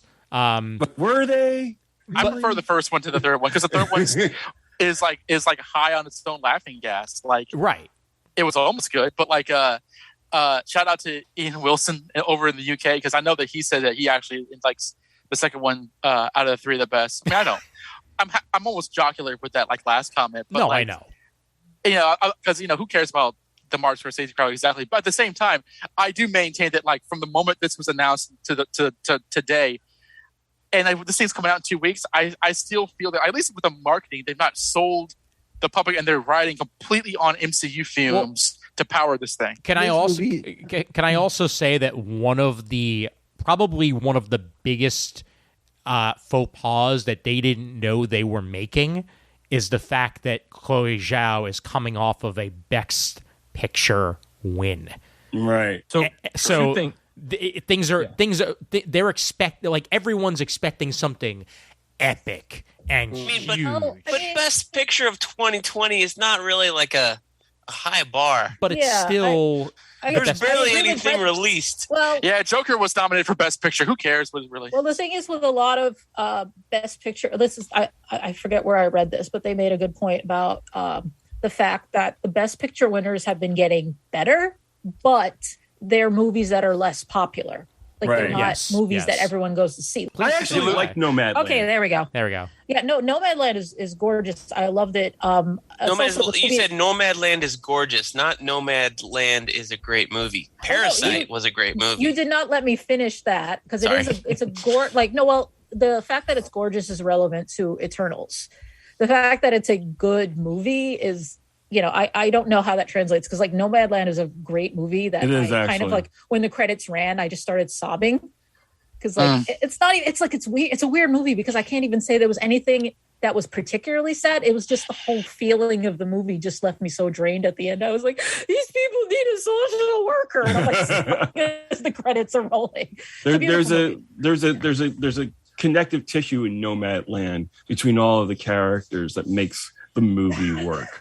And I think that they're counting on her bringing that touch to Eternals because they're introducing 12 new characters at the same time. I think part of what's going on right now, which seems very odd to me, is Marvel isn't doing a lot of marketing for a lot of things that they've got going on right now. Mm-hmm. We've had one teaser trailer for Spider-Man No Way Home. Yeah. The movie comes really close to the chest.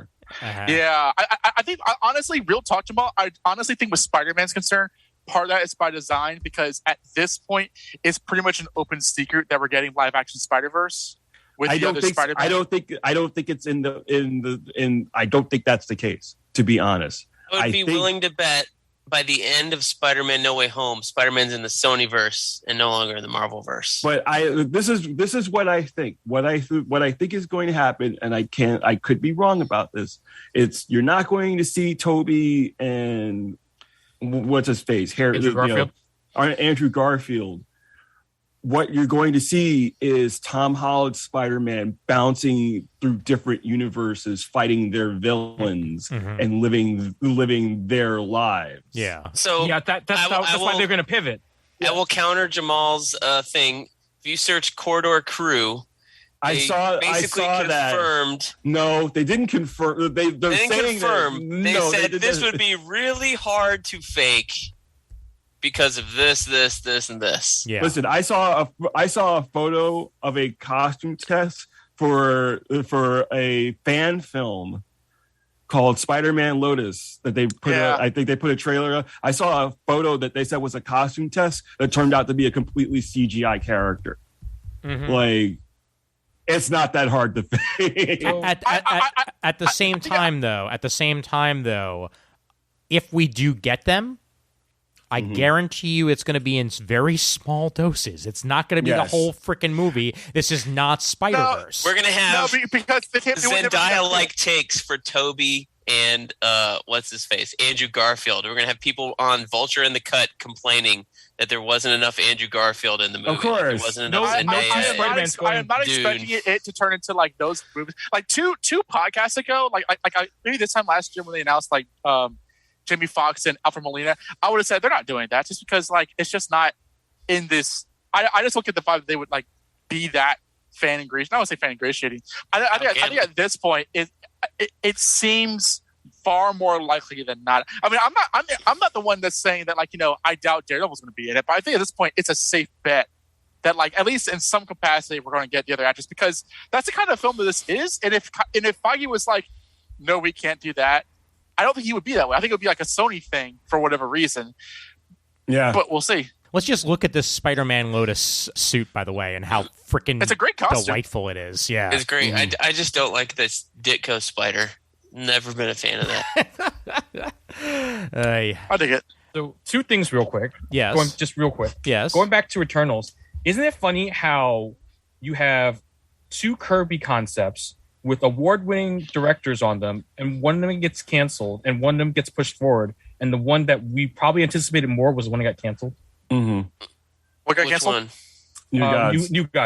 New Gods is canceled. Yes. I wasn't anticipating it because Tom King was on it. Zack Snyder. But like, if you told me if I had to choose between an Eternals movie and a New Gods movie, which one I'd want, which one I'd cancel, I would choose the New Gods movie. Oh, yeah, but you had Tom King and Ava DuVernay on it, and I was like, well, those people have heads too big for their shoulders, so I'm sure this will get off the ground. Ooh, wow. I mean, like, in a bubble. I'm just saying.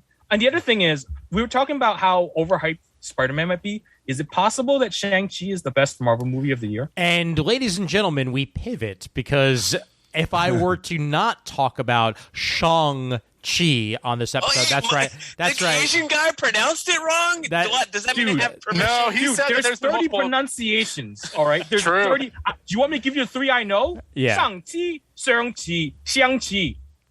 All right, I just gave you 3 in 3 different dialects. You want me to learn Shanghainese? Hold on. You forgot the other one, Raph. Dennis. There's the whole thread of me asking you specifically, what the hell is up with this pronunciation? And I told you, there's 21 dialects of Chinese.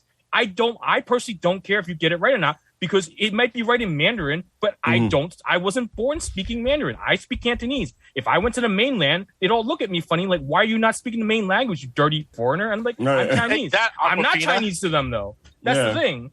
And so, are we going to talk about Shang-Chi now? Yes, we can talk about Shang-Chi. So, oh my God, what a perfect movie that encapsulates of so much of the Asian American experience. Because, I mean, okay, first off, bringing in the Mandarin instead of Fu Manchu, great choice. Yes. You don't waste the Mandarin. And look, I personally love the Iron Man 3 twist. Because I'm a dirty troll. If it pisses people off and it doesn't piss me off, I will love it even more. Right? It didn't piss me off. I liked the Iron Man 3 twist, but I feel like they did waste the Mandarin here because he wasn't that much of a villain. That's the thing, though. That's also what I love is you made like I feel like they started doing this thing where like they made the villains more complex. I mean, everyone talks about Killmonger being right. But this isn't a villain. This is a man who has lived for thousands of years, has conquered the world, and said to himself, I have nothing else to do. Let me find this immortal city or whatever and conquer that.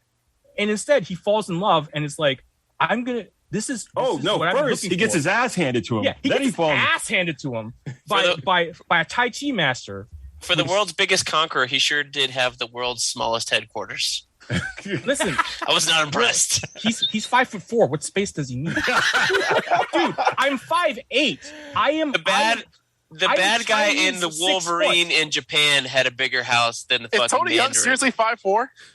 Is that right? I mean, 5'5", 5'4". Listen, I am Chinese 6 foot. 5'4" is short. I am Chinese 6 foot. I'm 5'8". All right, I'm American average Chinese 6 foot. Just give me this. Just let me have this. All right? Let me have this. This is the one thing I can talk about with pride. So anyway, the point is like the Mandarin isn't like Wenwu is not the villain because it provides such a more interesting dynamic. He is the villain though. Like he's not he's a villain. He's the antagonist. He's not a villain. It's the villainy of living with that like he's a good guy. I'm not doing that. And he's not a good guy. He's sympathetic though. He's not a full out villain. It's not like he's saying I'm gonna take over Talo and then become this huge and then conquer the world. He's saying I'm going to Talo to save my wife. Yeah, and I have tortured my son for this because I want him to take over for me. Yeah, dude, you have no idea how much that means to me. Like I really liked the movie until we introduced the magic dragon part.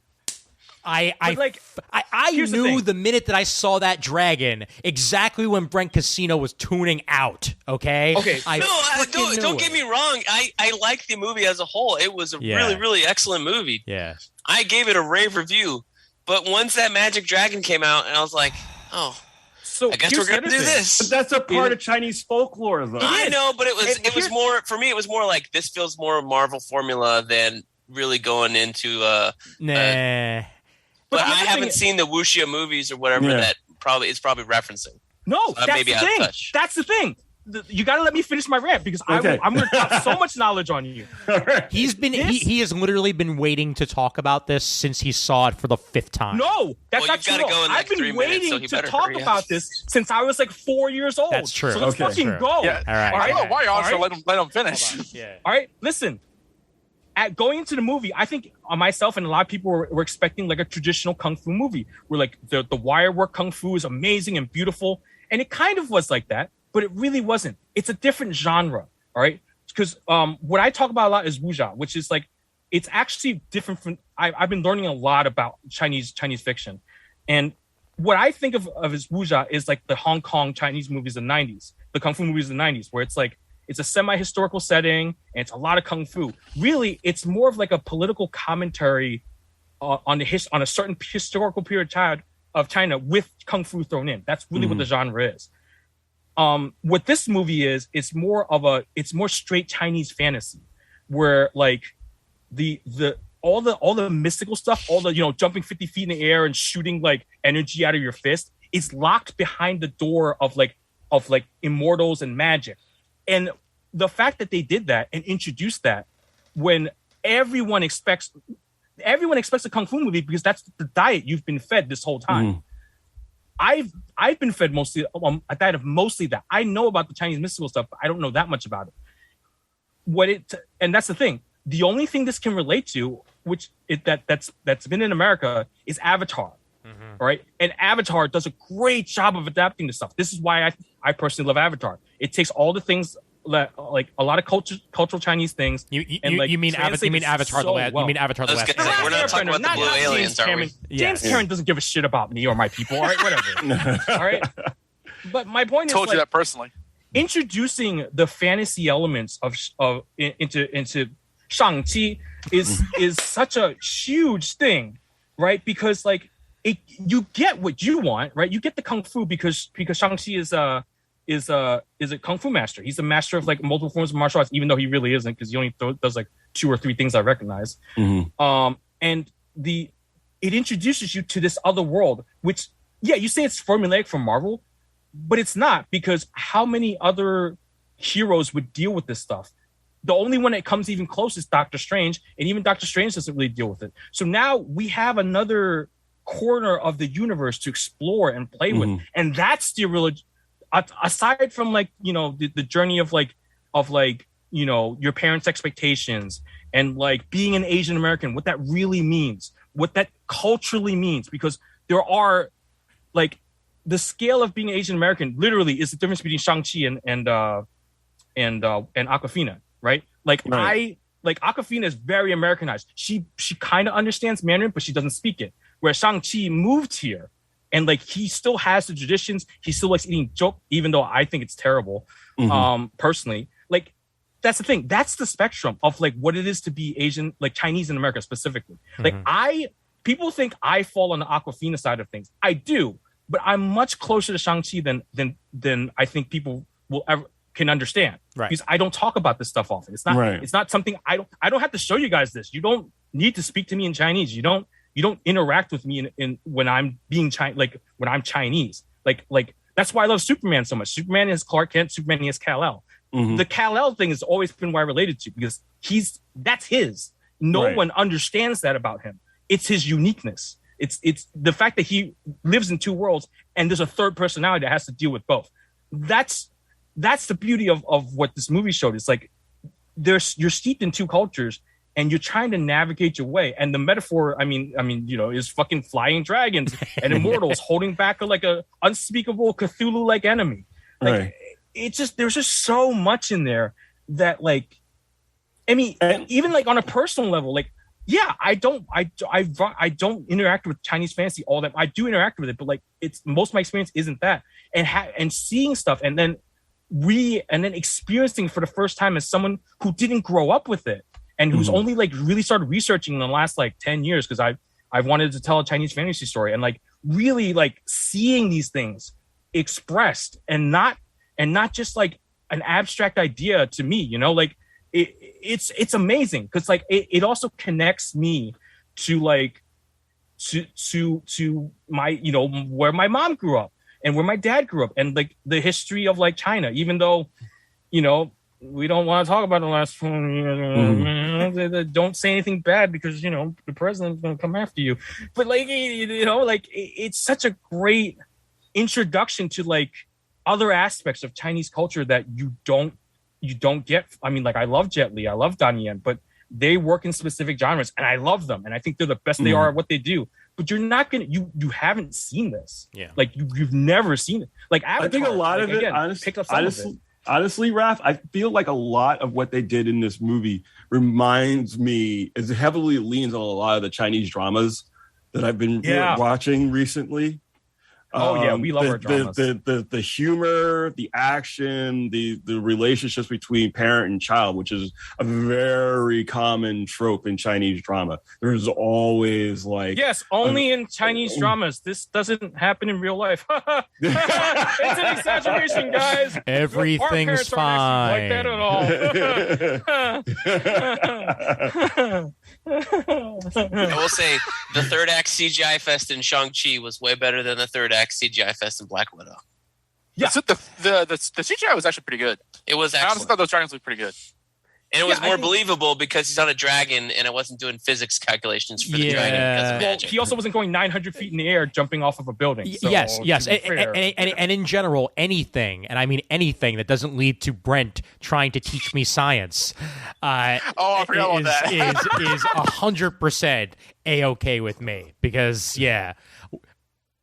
we know. You majored in radio. I majored in engineering. Yes, we're this far I totally apart. get it. I understand, Professor. I understand. When you started talking about that, I rewatched the movie and I was like, oh yeah, no, I knew beforehand anyway. But yeah, no. Shang-Chi is like it covers so much ground culturally and that's the thing. Like Black Panther is different, right? Black Panther isn't. It does cover some cultural things, but it's a very Wakanda doesn't exist, right?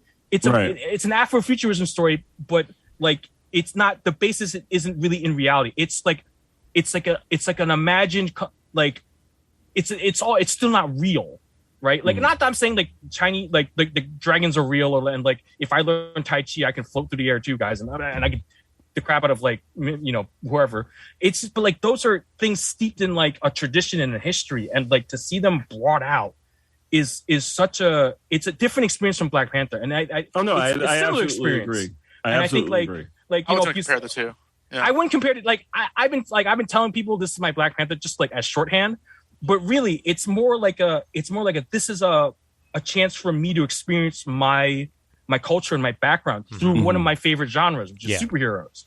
So like it's important. Like I my very first reaction was like, I wish I had a kid to like a child, like my child. I wish I had a child that I could have brought to this movie and like experienced showing them, or be 3 years old again and be and not have Superman be my first experience and have this be my. I mean, like the thing. I mean, Superman's life defining for me. I mean, like but like if I had seen that, who knows what? Especially the kids now, like your kids, Brent. When they see this movie and they see someone who looks similar to them, what that's gonna mean for them in the future.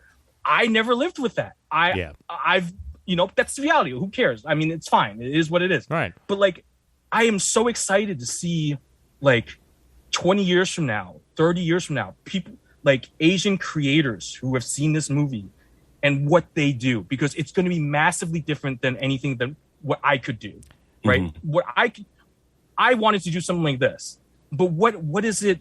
What does it? What art comes from people who actually get that crumb of representation that they want? Right.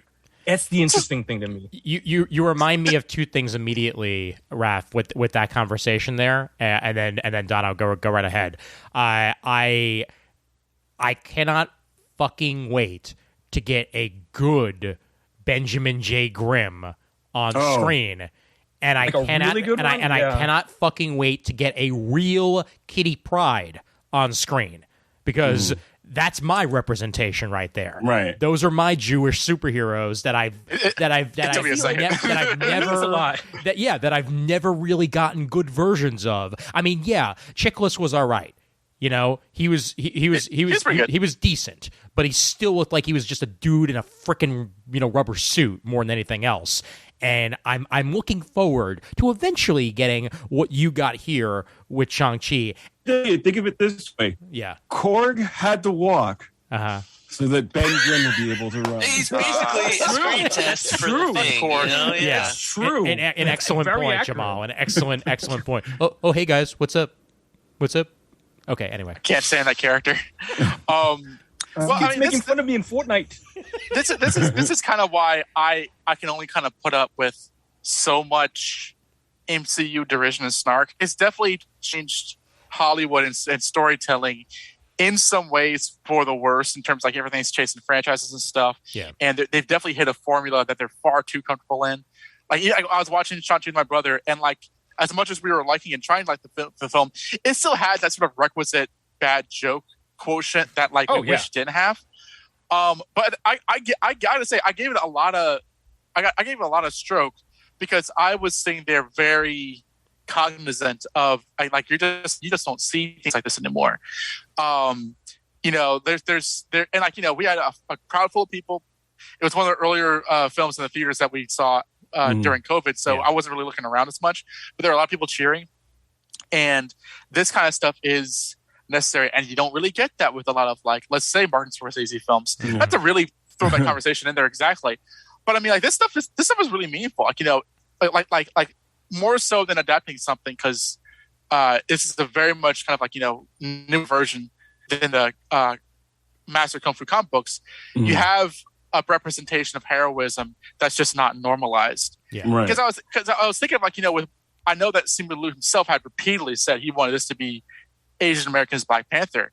So you have things like Awkwafina, you know, being asked at the dinner table, like, you know, like what's your Chinese name and such, and them discussing this and kind of just comparing different dimensions. You know, it's one thing to have Asian characters in a narrative to exist, but it's another thing to have Asian characters speak to each other. It's one thing to have, you know, we have this famous actor, but it's another thing to have like what I liked about it is like Tony Leung and Shanti's mother, like they were from different cultures, and I've never seen Asian people in film interact from different cultures and interact as two different human beings. Because usually the shorthand is that all Asians know each other, similar as like you know all insert minority here know each other. So that was just it just makes the world. I mean, I got Simu on speed dial if you want. It makes the world smaller in a way which I think like you know Black Panther did in some ways, because growing up I never gave a shit about War Machine or Falcon, but Black Panther looked cool because he had a cool costume. Yeah, and so when I'm seeing that he's a lot more capable, he's very smart, and the film itself asks questions which Black people in barbershops debate about. You know, was Killmonger right? You know, would you want to be like T'Challa? Yep.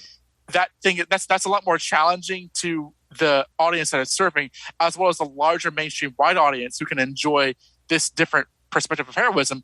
And I saw that watching Shang-Chi, I was very much aware of the same thing, because you have this conflicted person who loved his father and hated his father. And that to me was cool. Like the world's best. Identify with that at all. The world's best. Take your son to work day was my favorite scene. Because like he goes there, he's like, I'm killing you, you, and you, and then he spends like the next like decade training his son to become Cassandra Cain. I mean, but that's literally what Shang-Chi is, though. Like that's why he's the master kung fu. Yep. Although that's my only gripe is he doesn't do a lot of kung fu. He does a lot of like this modern Those fight scenes MMA. were sick, though. They were sick. No, I'm just saying like.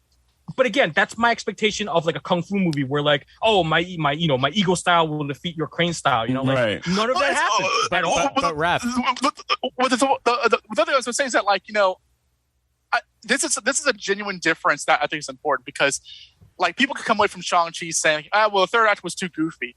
The third act was too cartoonish and unbelievable. It's like, for me, hearing like, you know, oh, well, Killmonger is just an evil Black Panther. It's just that Marvel trope again, and really missing the nuance that Asian Americans and Black Americans take away from it. And that's fine. You can have that opinion, but it's important to have that different recognition, because it's not literally that. It's like this means more to its intended audience than the larger audience, and normalizing that kind of like difference between perspectives. Again, like I said before, it kind of makes things smaller and makes this one of the better Marvel movies as opposed to just another one in the can. Yeah, no, definitely. Fair to that argument, they literally dressed Killmonger in another Black Panther. suit. Well, but he became, that's true. But they set that up. But he wanted to be Black Panther. Yeah. Right. Okay. Piggybacking off of the fact that he was literally just talking about Black Panther, super, super happy that we got more than just one appearance from Chadwick in What If. Just to bring it back to that for 1 second, because originally, it seemed like we were only going to get that one episode. The fact that he was in like 4 of them, that made me beyond happy, and I'm glad we got as much of him as we could possibly get. Continue with your point. So I guess my question for Raph is, like, in the Asian community, was this as big a pop as, like, I felt the pop from Black Panther being a white guy on the internet or whatever, like, just in terms of, like, the representation and all that stuff. And I enjoyed both films. I like Black Panther more, but that's just as a film. But, like, did this pop for the Asian community like Black Panther did? I mean, obviously, COVID being what it is, didn't get the chance to do financially as well as Black Panther did. But that's complicated because it's not being shown in China at all. And that's the other thing too, is like, because, why? I think that's a terrible. it's not really made for them. Like, it doesn't. It's tried to be made for them, but you've made the point, Raph, that you have a distinctly, as an American, Asian American, you have a distinctly different take on your race than someone from mainland China would. I just wanted to cut in and say, because, like, we've talked about the movie a little bit, and I get to be I'm the white person, I don't have the same feelings about it. But one thing I did note, and this does kind of tie into what, like, Raph has said and Donovan and everything. Watching, this was the first Marvel movie that it felt like people I actually knew. Mm-hmm. Because for those of you who are in New York, I went to Stuyvesant High School, which is currently, as of 2021, 75% Asian. It was 50% when I was there 20 years ago. I almost went there. Yeah, I missed by like 10 points. Wow. So, like, I'm watching this movie and I'm like, oh God, I went to high school with these assholes. And, like, it was the most relatable Marvel movie for me. Like, and I think it was because it managed to capture that specific, like, underachieving but supposed to be an overachiever. It's a very millennial Marvel movie. Right. Yes. But I want to push you guys out there karaoke and like. Oh, that's when I decided I love the movie. Oh my God! If this movie did not end with karaoke, it was not truly Asian American to me. Wong karaoke is where it's at. I want to do karaoke with Wong so bad. Yes.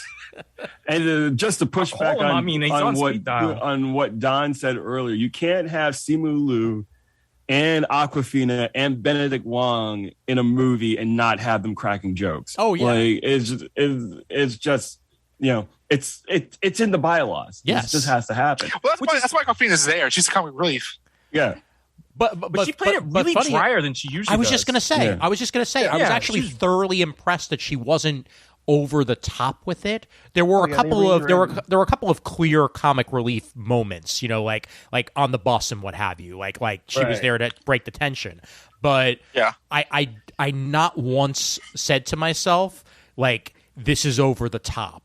And I was super surprised I didn't say that when everyone's favorite character showed back up. Motherfucking Trevor. There were some over top moments with that guy. I mean, like, there were some moments where the film literally does stop to tell a joke.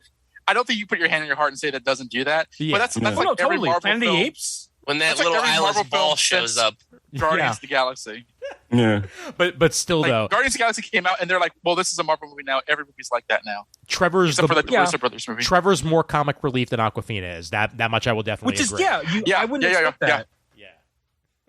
She's come a long way this year between Shang-Chi and her part in Raya and the Last Dragon. Like, she's very emotional towards the end of that movie. Oh, you should have seen her in... that was a good movie.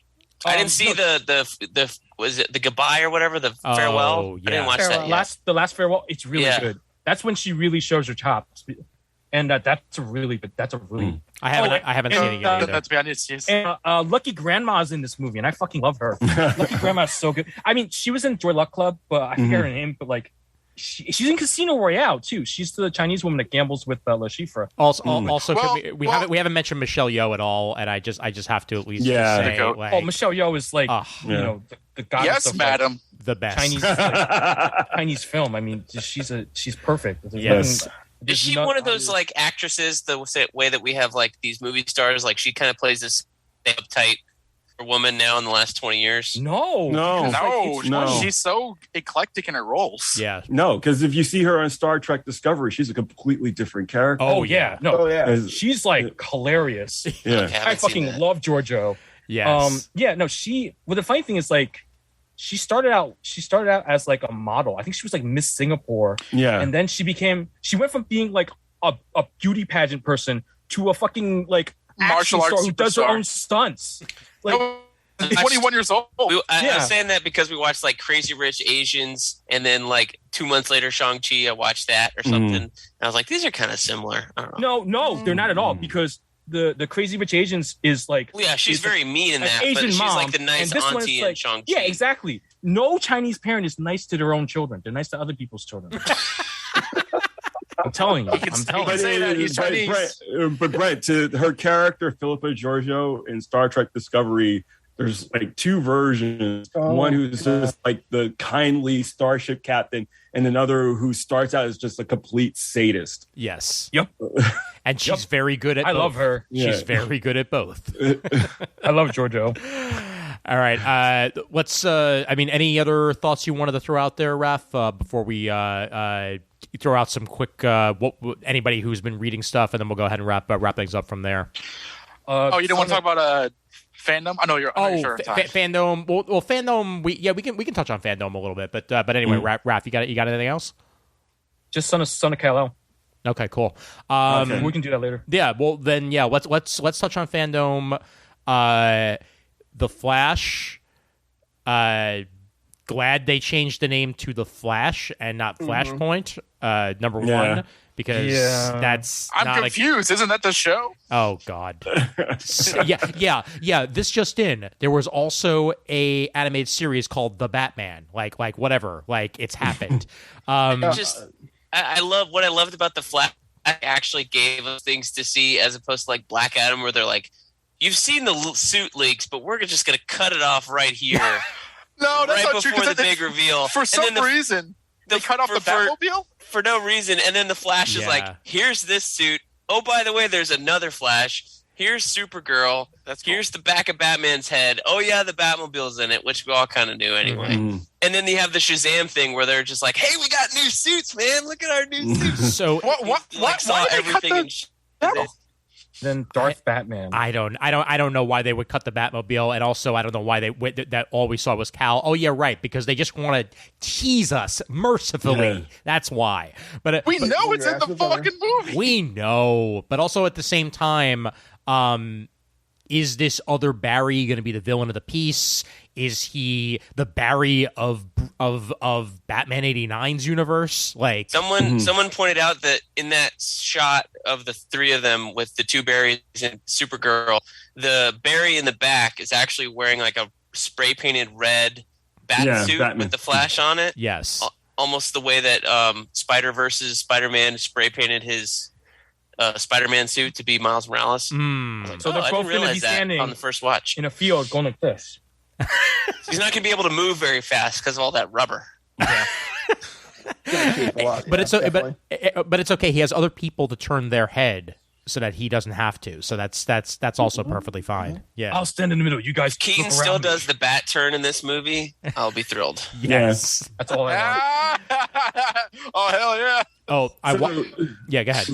I am strangely obsessed with Michael Giacchino's Batman theme. Oh my God! You mean half of the Dark Side theme? Bum bum bum bum bum bum. I'm just waiting for a bum bum bum bum bum bum. That's all I'm waiting for it the whole time in the trailer. I just want Batman to go full Sith Lord. I'm really hyped. I'm beyond hyped for this Batman movie. I think that it's actually looking like the type of Batman movie that I wanted for years now, and I didn't quite get with any of them so far. I've gotten pieces. But I'm not the biggest Nolan fan, to be entirely honest. You know, I love the Nolan movies. I'm still excited for this one, but I really feel like the next time we reboot the Batman franchise, can we just go like full Batman? and stop doing this. Like, we're going to do the most real. This is what I'm tired of directors of the Batman movies. We're going to do the most realistic take. And I'm like, do we not watch Nolan, Matt Reeves? And I'm like, so you want Brave and the Bold. I want Jim apart. I'm not saying Brave and the Bold because we got that with Batman and Robin. I just would like us to split the difference and just make not a Marvel type Batman. Mm-hmm. Right. Just be like, we can be both realistic and ludicrous at the same time. Okay. So maybe Snyder kind of did that, but just it was like super dark. So you want a Batman where you can do the Joker, but then you can also have like King Tut. Basically, Tweedledee, Tweedledum, Mad Hatter. I mean, I know what you're saying because Batman the animated series. Batman does not necessitate being like so grittily realistic that like the very idea of anybody going by a superhero or supervillain is too much for people's brains to bear. Like people really lay that on thick, and I agree with Brent that like we've done this for like half my life now. This isn't new in advertising. Yeah, I think I believe in Matt Reeves. Yes, Dun and Jish, in that what I'm hearing from him, aside from all like realistic, is that like he's saying the right things. Mm-hmm. He's talking about stories like Batman Ego and stuff. He's not doing the knee jerk, Long Halloween, Dark Knight Returns year one because that's everyone's read that. That's not special. Yeah. I think that is really fucked us. I think that like this will start out very grungy, and by the end of I would like to see, but I think he's kind of leading. By the end of the film, he'll have a more streamlined suit. It'll be a little bit more recognizable. Like it's a starting point. It's not like what we're seeing from Pattinson is not the punctuation. It's not the finish line. No. If they do a second movie, and they probably will, and we get a more like less leathery, stitched looking suit, and we get like Killer Croc or whatever. I like the costume. I just don't like the look of the cowl. I don't like the like leather stitching per se. I like the cowl. But I'm not a fan of like the puzzle. You know, the puzzle piece, New 52, Jim. Like anytime the bat suit just looks like a bunch of shit taped on top of it, it's like, I mean, come on. Like but at the same time, this is like his like Bob Kane golden age look for this movie. It was like we're trying to be. You still have Batman in this ultra high tech suit with a hand stitched cowl, so that's kind of anachronistic. And then at the same time, you have the fucking Riddler over here with duct tape on his face. But yet it's not duct tape. Whatever it is. It can't go buy himself a nice suit and Diet Green fucking Jim Carrey, but you know, it just wears a green trashy trash. It keeps me safe when I'm jogging at night. I'm just like, can we comic book up the Riddler a little bit more? My favorite thing. I'm with you. My favorite thing right now is that if you want any type of Batman on screen, you have so much variety because you're literally getting 3 of them. True. Very true. Like Ian, I can't 2 in one movie. You don't like Batman Begins. That to me is like no. I didn't. Except for like Bad Face than they do. That's like the top. Dono, I didn't say I didn't like it. I said that they're not perfect. They're not 100% what I want out of my Batman. I think that Christian Bale did a very good job with what he was given. I fucking hate his voice with a passion. I love his voice. No. Love his voice too. I hate it. We all know I love his voice. I've been copying it for the last decade plus. Yeah, Raph, why do you think I hate it? And I feel like Raph has a lot more to do with that than Christian Bale. It's possible. What do you mean? It's possible. But also, what do you mean? But also, I felt like there were major strengths to what we got out of Nolan's Batman, which failed as it continued in certain ways. Especially when we got to Rises. Like Rises is a good movie at points, but also drags ridiculously. And I'm not gonna disagree with that. Yeah, so like I just want a Batman to me that feels the most like the type of comic book Batman that I really appreciate, and not a Nolan movie with a bat suit. But you think that this looks the most comic booky? Honestly, yes, in a lot of ways. Batman Forever. But I don't even say that like Batfleck was comic bookier than Pattinson. He looks like a stuffed sausage. See, if you take the slimness of Pattinson, put the Batfleck suit on Pattinson, take some of the sausage stuffing out, raise those ears a little bit more, you'd have perfection. Yeah. The last half of that new trailer was awesome. Yes. When the score kicks in, everything's going crazy. Oh my god! But I mean, this is still very lightsaber and Penguin. This is still. That was my other gripe.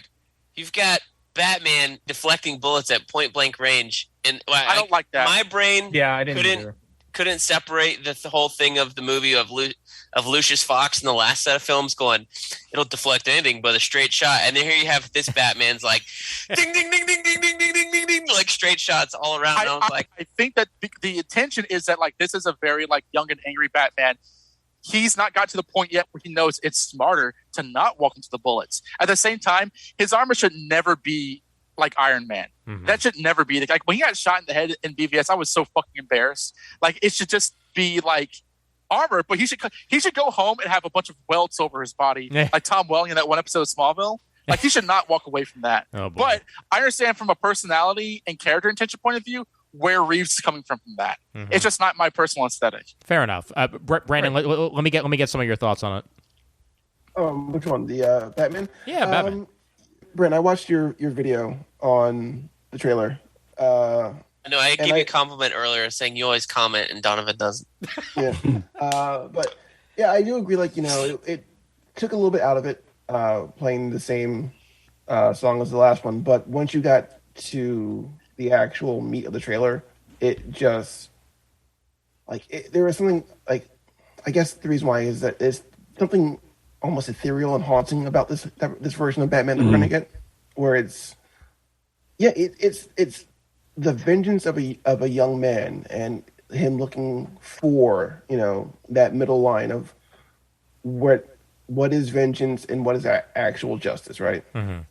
I think that's going to be the crux of this film, where it's him chasing this idea of what he can do to be a better Batman, or what he can do to be Batman. And I think that's going to be I think. And then I think part of it also, Brandon, is it seems like what they're talking about in terms of portrayal is the idea that right now he's supplanting what it means to be Bruce Wayne in this pursuit of he's not sure. He says, and it's almost kind of like he's living life by the numbers. Like he's doing the things that he expects. I think one of the things that during the Fandom presentation that Reeves said was Bruce Wayne is like a reclusive rock star. It's very like early Casino Royale. Like he's not gotten to the point yet where he utilizes his public persona to augment his crime fighting life. Also, one final thing I'll say: this is obviously Batman Earth 1. Obviously. Obviously. Yeah. Everything from like the angry young mistaking Batman to like bearded Alfred, Penguin and Riddler. I mean, this couldn't be more blatantly this is what it is. Than it being the comic. We can also make the statement that I made about Oscar Isaac being in every single franchise known to man, about frickin' Smeagol here as Alfred. I think. I thought you were going to say Jeff Johns finding a way to at least have one of the franchise movies adapt one of his stories so he gets bucks every time it plays. Oh. Yeah, and also Edgar Wright being both the Watcher and Commissioner Gordon. Like you're right. You mean Jeffrey Wright? Jeffrey Wright. My bad. Jeffrey Wright. Yeah. Sorry. It's getting late. Sorry. Batman. Actually, yes, because he voices Batman in the audio adventures. That's true, right? No, that's that's Jeffrey Wright. It's Jeffrey Wright. Not Killmonger. No, it's not Michael. No, it's Jeffrey Wright. It's supposed to be Batman. They announced it at Fandom. No, it's Jeffrey Wright in the Batman the audio adventures with Jeffrey Wright. Mm-hmm. Yeah, that's been out. Yeah. Okay. There's another Keenan one. Thompson as Gordon. Oh. Yeah, I heard that, and that sounds like Keenan Thompson doing another one of his bad impressions, and I was not impressed. Chris, You're thinking about Winston Duke. Winston Duke, yeah. Yeah. He's playing Batman in something else too. Yeah, he's playing Batman. He's not in the. He's in the. There's a game that he's doing the voice of Batman. Yes, really? You're right. Yeah. Yeah. Chris, you got any final thoughts on the trailer? You wanna get? I didn't watch the trailer. You didn't watch the trailer? Wow. You all. I didn't care. I have yeeted myself out of the DC fandom so hard. Like I have self-yeeted. I have defenestrated myself out a window. Well, because like I feel like it doesn't offer me anything. It's just it's just drama and like 2 gazillion competing versions of each character.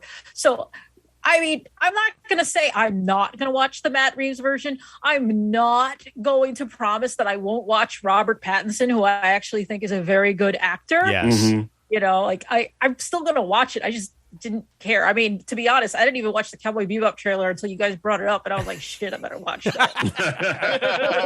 Like, I Happy can't. 8th anniversary, Wonder Woman. We got nothing for you. Nope. That was last year. Half of fandom was about her trailer last year. So Brett, so Winston Duke is playing Batman. It's a Spotify podcast called Batman Unburied. Okay, got it. Okay, cool. Yeah. Hey guys, this is Batman Unburied. I'm Batman. Is that the one that Saladin Ahmed worked on, or am I thinking of a different writer? Hold on, I'm looking. David Goyer. Them casting Winston Duke is like as Batman. I don't have an issue with it. It just sounds like they listened to Mark Bernardin on Fatman on Batman being like, a black guy can never be Batman because it's so like entrenched in white privilege and like old money idea, and them going like, watch us. And Winston Duke's I'll have to hear that because like blah blah blah voice acting, but like you got to cast the right person. The way he did it on fandom did not endear me to want to listen to that. It is Batman Unburied that Saladin he was just worked like, on, by the way. I am Batman in his regular Winston Duke voice, and I was like, yeah, I don't believe you. Saladin. I think Saladin's named the movie. Saladin's actual Twitter mentions Batman Unbound in it. So yeah, that is the one that he wrote for. Yeah. Yep. All right. Other fandom things. Anything else that we missed on that we could touch on real quick? Shazam, I think, is going to be the best underrated movie of the bunch there. I agree. Yeah. The first one surprised really a lot of people. Yeah, and I actually really like the new suit designs and everything. I think it's a step in the right direction. Yep. All right. Quick hits of. Oh yeah, go ahead, Ref. Superman and Lois season 2. That's gonna be good. Oh yes. Oh, yeah. My favorite show. I got my season 1 DVD. Nice. Oh, I did watch the first episode of the new Young Justice season, by the way, because I know that dropped.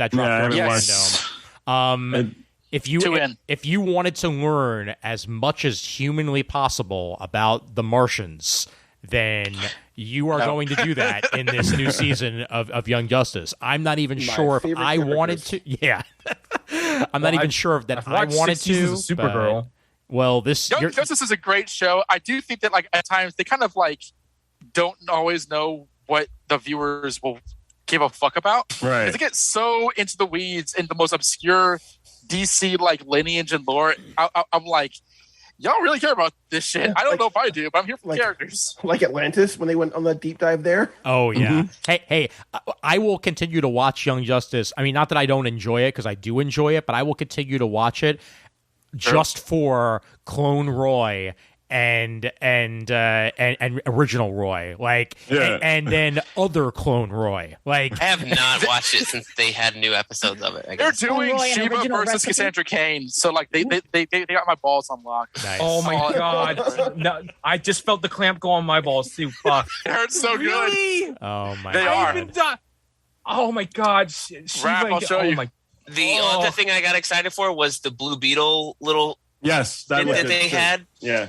They had like some concept art, and they had like the beetle on his chest, like glowing blue, and I was like, "That's cool." And it seems like I've been rereading the original post 1 year later Blue Beetle on my Comixology app, and it's fantastic.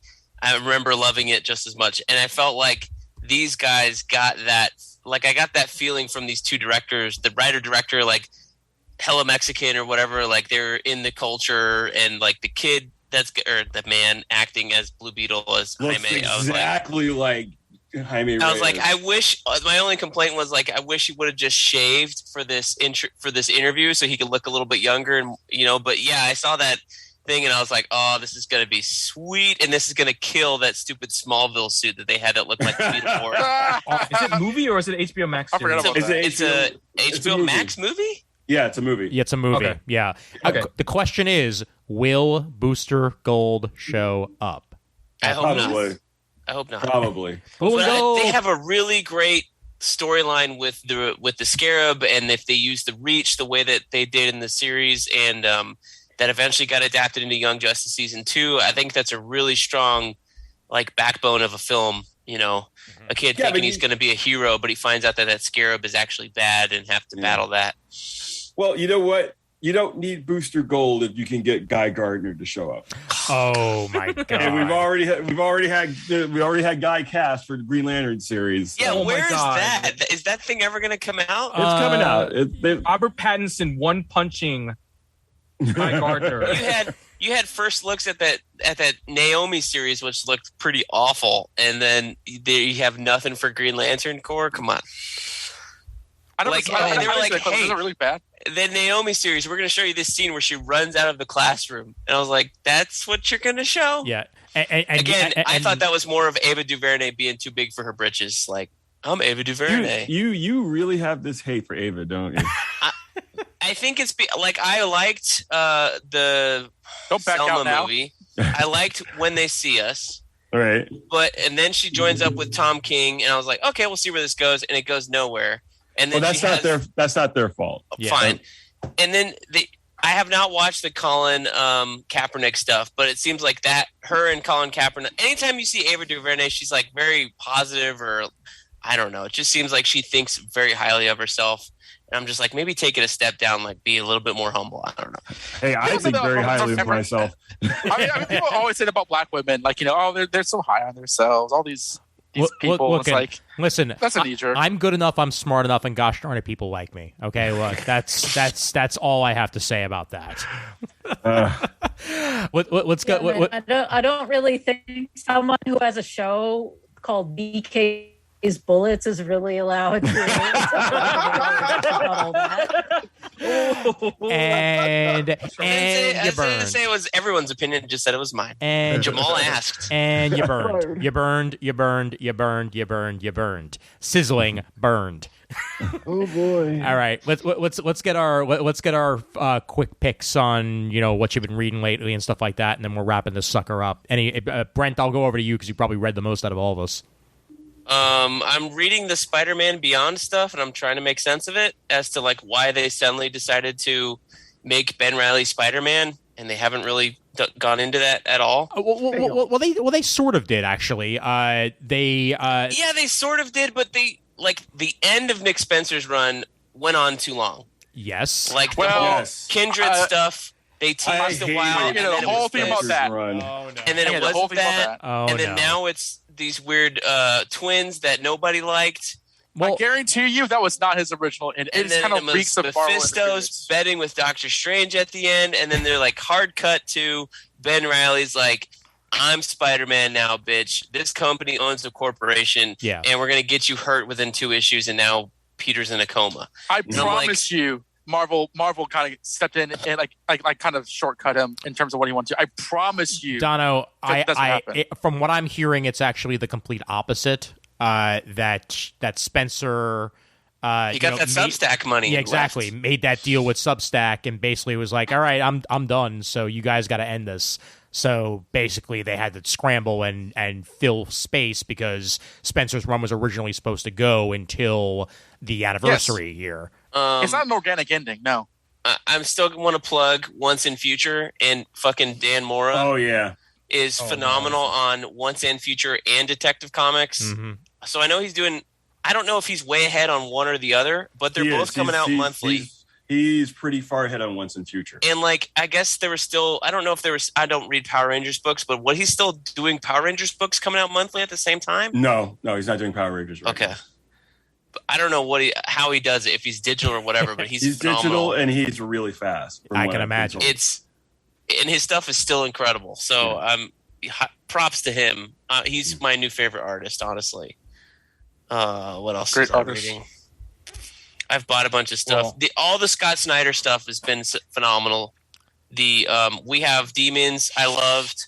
I really liked Night of the Ghoul. First issue came out last week. And the Clear Maniple Clear was very interesting, but I didn't like it as much as I liked the other two. Feels like it's going to take a while to kick in. But if you haven't checked those out on Comixology, go, plug for Jamal. Go get hyped up and read those, and then wait for Jamal's book to drop whenever it comes out. I'll throw in the one thing that I've been reading is Fantastic Four Life Story. It is fantastic. No pun intended. Okay, fine, pun intended. It's just as good as Spider-Man Life Story, just in different ways. I thought that was interesting that it's like taking the time to get to Galactus, whereas like the Spider-Man one was like, here's a decade, here's a decade, here's a decade. And that's what's so great about it, too, is that, like, yeah, you're getting your decades, but as the decades move forward and Galactus isn't here yet, you watch what that does to Reed Richards. As he's basically like, the end is nigh, and everybody else is like, yes, Mr. Sherman, everything stinks. Like it's just. Did we get the 90s yet? Did they introduce his dad as Hyperstorm? Yes, they. No, they did. In Life Story. Yeah, no, they did get to the 90s. Yeah, we're because I think the last one that just came out was the 90s, right? Yes. Okay. Yep. Yeah, so we're definitely getting there. I absolutely love it, and I did start reading Beyond as well, and I liked the first issue that I read. But then again, I'm a stan for Ben Reilly, so that doesn't really say much, and it's pretty damn close. Right. It's pretty damn close to his old costume, and I fucking love his old costume. I still think that Dan Jurgens design is my favorite Spider-Man design. Period. Well, that's why they took it from Iron Spider. Yeah. True. Yep. It is the best. Absolutely terrific. I still don't understand why they made it off center. Just because, I guess. I guess. So it's different than the old one. Yeah. Well, no, because it harkens back to the Scarlet Spider. Right. The Scarlet Spider was off center. Crooked, well. That's true. That's a and good then he point. presses it, and he can get beamed back up to the Enterprise. One other thing to throw out since I mentioned Dan Jurgens. The announcement that Dan Jurgens, for the first time in his career, is drawing the X-Men. That is fucking awesome. X-Men Legends, Fabian Nicieza, Really? Dan Jurgens. Wow. I cannot wait. Oh, okay. Is that still the continuation of the Jim Lee run from the 90s? No, X-Men X-Men Legends is a little bit of everything. Each arc is a different creator of the X-Men going back to... But it started off that way, right? It started off as Nicieza doing Adam X the Extreme and officially making him a Summers brother because that's the way he deserves it, and damn it, that character is great. Anybody who says otherwise, that's my story. It's not that the character is great. It's just that the issue of X-Men where he meets Scott's grandparents is actually one of the best X-Men issues. It really is. I will die on that hill. It is such a great issue. The fact that they never really followed through and made him an official Summers brother until now. So there are 4 Summers brothers now. Yes, there are 4 Summers brothers. There's 4 Summers brothers. Yep. But the other ones were Weezy and Walt coming back to X Factor. Larry, Claremont. Yep, Claremont's coming back and doing pre-Excalibur, like basically filling in gaps there. Nicieza is doing another arc, like I just said, with Jurgens. You had I can read out Marvel Unlimited. Peter David coming back to X Factor, like 90s X Factor, and doing stuff there. And also Larry Hama did an arc with Wolverine. Going back to his. I'm gonna have to catch up on this series. Yeah, I'm gonna catch up on Marvel Unlimited. Yeah, it's great. It's honestly a terrific concept for a series, and it gives creators that we haven't seen a lot of out of Marvel in a while a voice, and I am all for that. So yeah, definitely into that. Jamal, what you been reading? Scripts. Catwoman, written, drawn, colored by Cliff Chiang. Fuck yeah. It is absolutely gorgeous. Oh my god. It's Cliff Chiang. Yeah. Wow. I love Cliff Chiang. It's beautiful. It's just so incredibly well done. The basic premise is Catwoman gets out of jail after she's in jail, I think it's like 10 or 20 years. And Batman and Jim Gordon are both dead. Mm-hmm. Not again. Yeah, but she was blamed for their murders. Of course. Interesting. Like you do. Yeah. So, and Harvey Dent is the mayor of Gotham City. What? Like non-Two-Face Harvey Dent. No. Yes, Two-Face. It's Two-Face Two-Face. Harvey Dent. Yeah, that's I Two-Face blame Harvey Joe Dent. Manchin. Oh my god. Yeah, I got to read this. Yeah, no, it's real. It's really, really good. Nice. Yeah. That's Black Label, isn't it? That's yes, it is. It's Black Label. That's my most. I mean, I've been reading. I would mention some of the other stuff, but you guys have already talked about it, so I'm reading the same stuff. We have good taste. I mean, what can we say? Yes, this is true.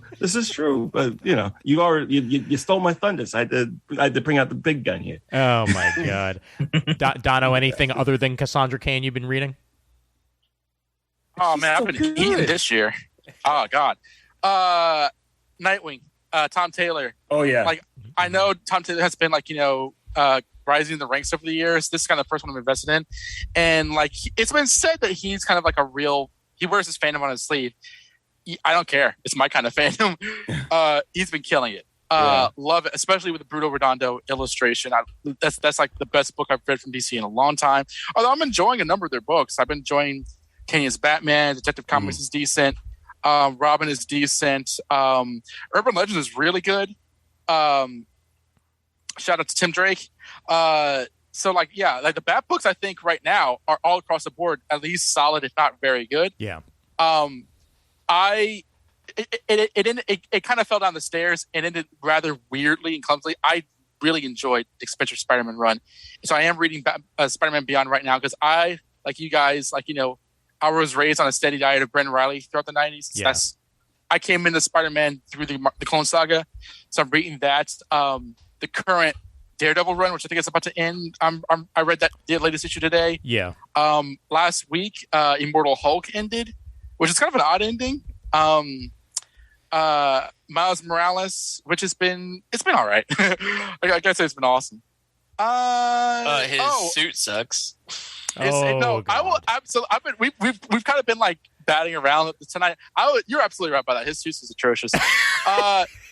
But the one non-superhero book I really enjoy right now is Image, Sweet Paprika, by Mirko Andolfo. That is such a fun book. That's really, it's really fun, sexy book, but the artwork is just god tier. It's the most fun artist I've seen in the current modern day since Babs Tarr. I really enjoy her stuff. So that's one I kind of give a shout out to at the moment. Just to go back to that Miles Morales hit, there is in the latest issue of his series, he's sitting next to his vulture girlfriend and they have their masks off and he's eating, and then somebody comes and he literally has to do two things. He has to put his mask on and then pull up his turtleneck. It was the dumbest thing. It was it's an embarrassment. It's a terrible design. And every one of his designs in the game were terrific designs. That Spider-Man 2099 design he has in the game is my favorite. With the Daft Punk helmet, with the smoky eyes and the hoodie. Right. That was ill. I mean, so yeah. I can see what they tried to do with it. They basically combined the two Scarlet Spider designs. It's a little pseudo Riley. Yeah, I can see that, and Kane. Yeah, but at the same time, it's very Kane. Yeah, I have a 40-minute video on my channel of it tearing apart. If you really want to deep dive. BK's Bullets. Like and subscribe on YouTube. Is it 40 minutes? It's long. Maybe it's 20, but it felt like 40. I look forward to that being on the back of the trade paperback, Jamal. Me no likey, Jamal Eigel. It's freaking sweatpants, for God's sake. No, it's not. In other iterations, he's got Birds of Prey leggings on half of it. Oh, fishnets? Yes. But they're spider webs, but from far away, they still look like fishnets. This can't be happening. Oh, man. His costume was so cool. And the majority of America recognizes him from the movie with the original costume. So what are we doing here? The irony is they gave him that costume for his 10th anniversary. Yeah. Raph, opine on Superman 79 real quick, and then or 76 or whatever it is. I'm still catching up on last stuff. Main thing is Superman 78, which oh my god, I have talked about this so many times over my life. Yes, you have. Superman 78 is the Like if you could pick a movie to define my personality, it's Superman 78, right? We've all talked about this endlessly. So for them to continue the Christopher Reeve Superman story and to introduce Brainiac and to still have like Lex Luthor and Margot Kidder's Lois, it's just so. When I read it, like I'm coming up with a new score for Brainiac. The John Williams theme is swelling in my head all the time, and like I've cast Brainiac already. It's the guy who played Mr. Freeze in the animated series. I don't remember his name off the top of my head. Like this like. I mean, Jamal understands. Like this book is made for people who love that Christopher Reeve Superman, right? Now that you guys have that, can you shut the fuck up about it? Because I want more. I want more. No, okay. I think the Superman and Lois Superman is the best Superman I've seen in a long time. Agreed. Yes, I love him. I absolutely love him. If you gave him a movie, I'd be totally cool with it. Yeah. If you didn't and just get the show, I'm totally cool with it. Mm-hmm. Would I like the Dragon Balls and resurrect Christopher Reeve? Yeah. It's the only way. Yeah, that's the only way. No, but like it's so good, and like even them using the styrofoam S, which I used to roll my eyes about. Oh God! Like I don't give a shit. It works. Hey, it works for me. I can't believe they got me to like it. Can I say how much I love the revised Superman costume in Superman and Lois, like the one that they've been using? Yeah. It's just so good. I wish it wasn't so bulky. I wish it wasn't so like fake looking. Honestly, I think they're gonna trim it. They're gonna trim it down for next season because he's a big guy. Yeah, he is. From what he has his natural muscle. I mean, his shirt. That shot with his shirt off. I was like, holy shit! Yeah, it was like a Jim Lee drawing. But also the colors are a little dusty and faded. They kind of made it a little brighter. That'd be nice. That's the MOS influence, I think. Yeah. I mean, they went from the Supergirl design that tied in with the weird like collar thing here, right? In the darker colors, but it was like raised, and they went away from that. And I feel like they're going to go back towards that. I don't know. Yeah. I prefer the current look over that look for sure. I mean, I don't want that weird collar back. Yeah, I don't like that either. I don't like that either. You're right. No, I think this was a step in the right direction, but they can improve it. Yeah. Mm-hmm. So the other book I just caught up on, except for the latest issue, is Superman, Son of Kal-El, and Superman and the Authority, and it's weird because like. So Grant Morrison writes Superman and the Authority, and I've talked about how much I love Grant. But and it's just set up for Christopher Kennedy Johnson's run. Yeah. It's like I don't understand why Superman is so much older in that series. So the whole point is it's supposed to be an alternate reality, though, isn't it? Nope. No, it's in the main universe. Number 4 ends the with continues in Action Comics. Yeah. So my thing is like it's weird for me to see Superman pass the torch. Right. Because, like, literally, since I've been, like, 13 years old, like, DC 1 Million came out when I was 13 years old. And that established in my head, he's literally going to be, like, forget Batman Forever. Clark Kent is literally going to be Superman until the year 85,000. And he's always going to be Superman. And I've had that in my head, 24 years now, 25 years now, and the fact that he's passing things off to John is weird because it's almost like in a sense he's giving up to me. Like he's at like Grant has him admit like, oh, I was this whole time I've been reactive. I haven't used my powers to change the world. I've just been stopping disasters. But then he in Son of Kal-El he tells John like. I'm not a part of this planet. I just came here. You're born here. It's your, you can make a difference where I couldn't because people wouldn't accept that. Wrong. And it's like, yeah, exactly. Like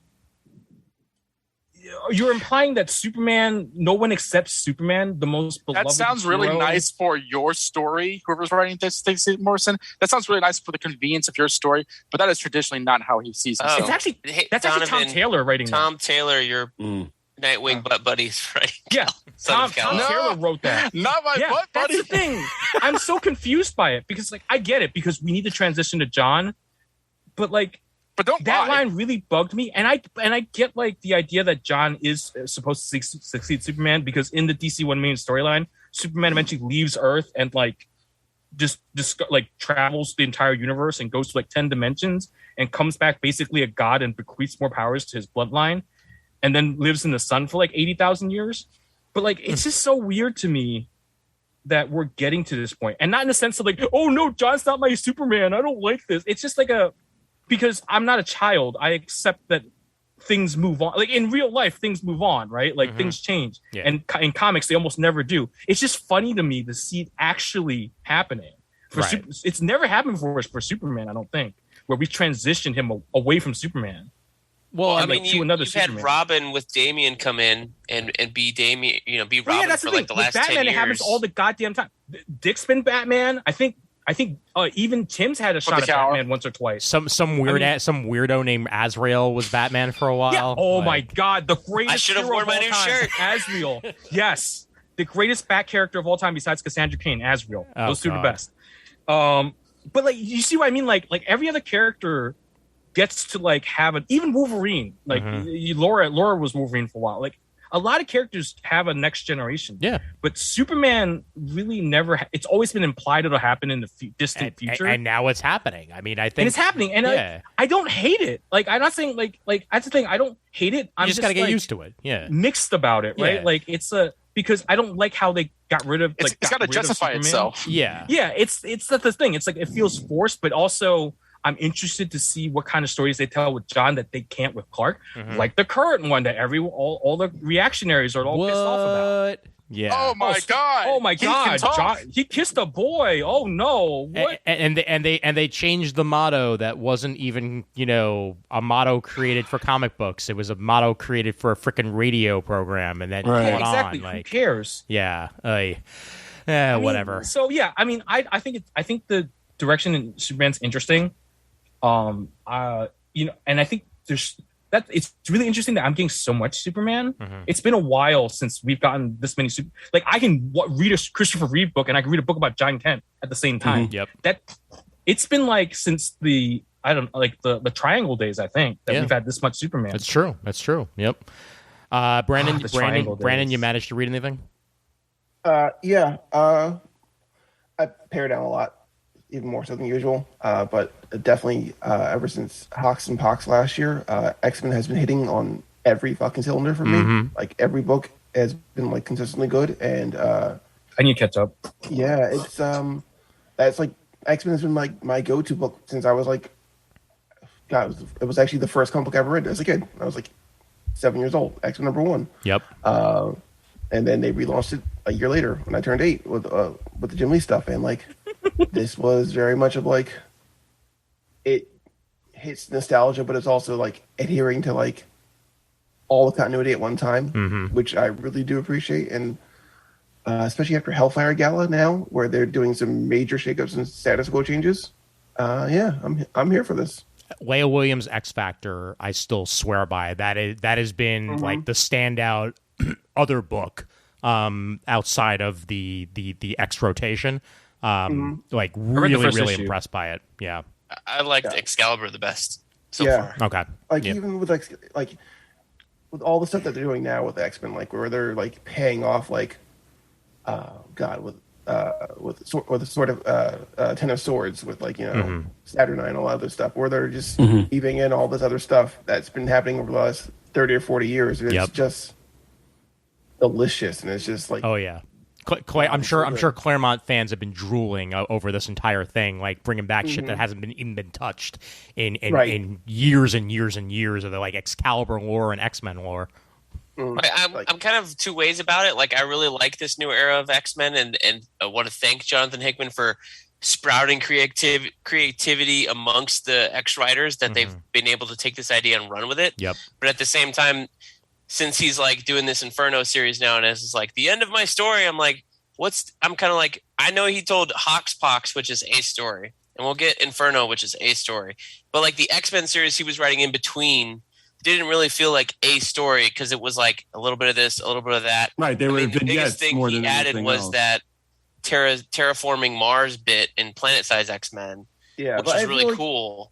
but I'm like, man, where was I want to? I guess I'm curious to what the original outline was, but at the same time, maybe I don't because I really like the direction they're going now. It seems like everybody's just taking it and run with it, and this is really the kick in the ass that X-Men needed in the last 25 years. Yeah, no, it certainly got me to start reading X-Men on a regular basis. Yep. But even with like the vignettes, I feel very much like it's like that soap opera feel that X-Men was known for. Mm-hmm. Where like you bounce from here story to story to story, where all like your A plot and your B plot going on, and then it's off like there's your C plot like 5 miles away, right? Yep. Like I feel very much like that is what makes a really good X-Men book, you know? Comics' greatest superhero soap opera.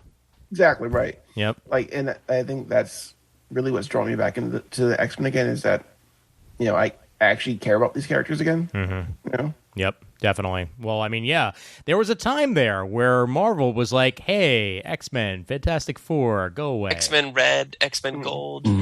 Yeah, and then eventually they were like, oh, hey, wait a minute, we own you again. Come back, we love you. The dark times, yeah. Chris, you managed to read anything comic-related, whether it be manga or otherwise? Oh, you remembered I existed. Hey, what you talking about? Yeah, I haven't been reading too much lately, and what I have read hasn't like knocked my socks off. But I will note that, you know, today I went to see our DM Austin. That's only relevant to me, Ian, and Raph. Mm-hmm. But he lent me the volume 2 of Headlopper. Okay, I know it was a few. Oh, Headlopper's good. Yeah. Yeah, it's kind of it's. I think of it as like a more hardcore, gory Adventure Time because it has like that very cartoony style. And, you know, but it's just classic, you know, swords and sorcery type thing, which I guess I'm in the mood for because, you know, we've been playing, you know, D&D for a while now. I will recommend 2 things that are not comics, but are, yeah, I guess D&D related. One was I just read Keith Amon's Live to Tell the Tale, Combat Tactics for Player Characters, which is entirely about like not sucking in battle. Mm-hmm. You know, and like it's not just about min-maxing, but he's kind of like, you know, these are the kind of the abilities you want to pick. This is what you should do in combat. Like, and, you know, this is how you can buff the other characters. So it made me a little more thoughtful about my role in combat. But then, you know, we played on Monday and it was just all role playing and it was glorious. Yes, it was.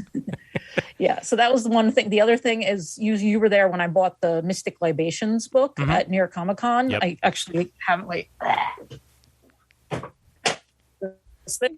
Yep. It is a like I guess you could say a recipe book, a cocktail book of like D&D themed drinks, but it also has an adventure module in it. So if you wanted to like play out the bar and like have your group go on like alcohol themed adventures, it's in here. And it's the guys who worked on it. One of them is an actor, Todd Sandswick, and the other works on like tiki bars and he worked at like Disney and stuff. So they're not just like some randos. So yeah, you know, it's funny. I think I've only ever played meme characters with all you guys that have played with me.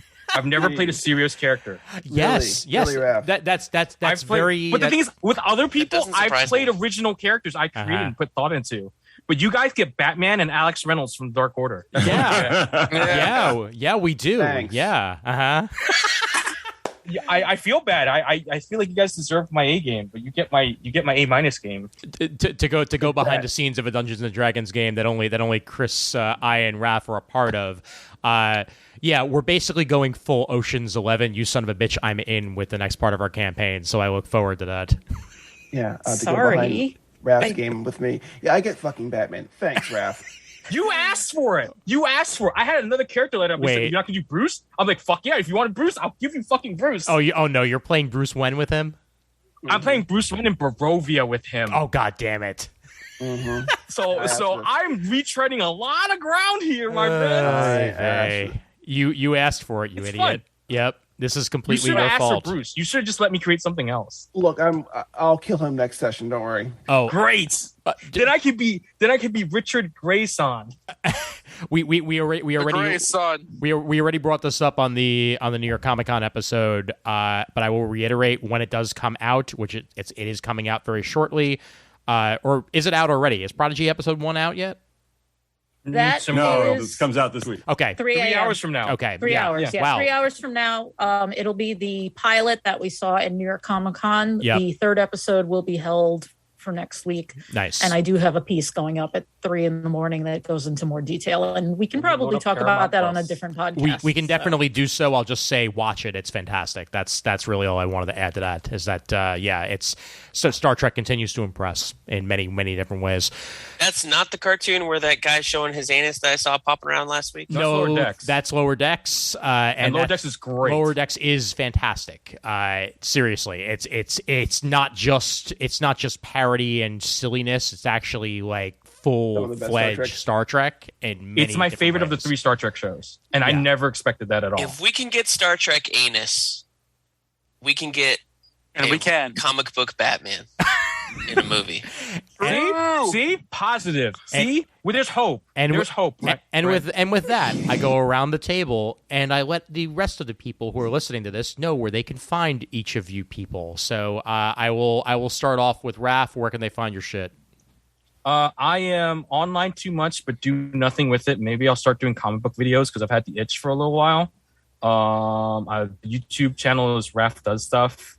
So is my Twitter handle and my Instagram. I'm online way too much, so you can always find me and bug me, and I'll give you an 8-hour rant on how great Superman 78 is or how great Shang-Chi is. So whatever.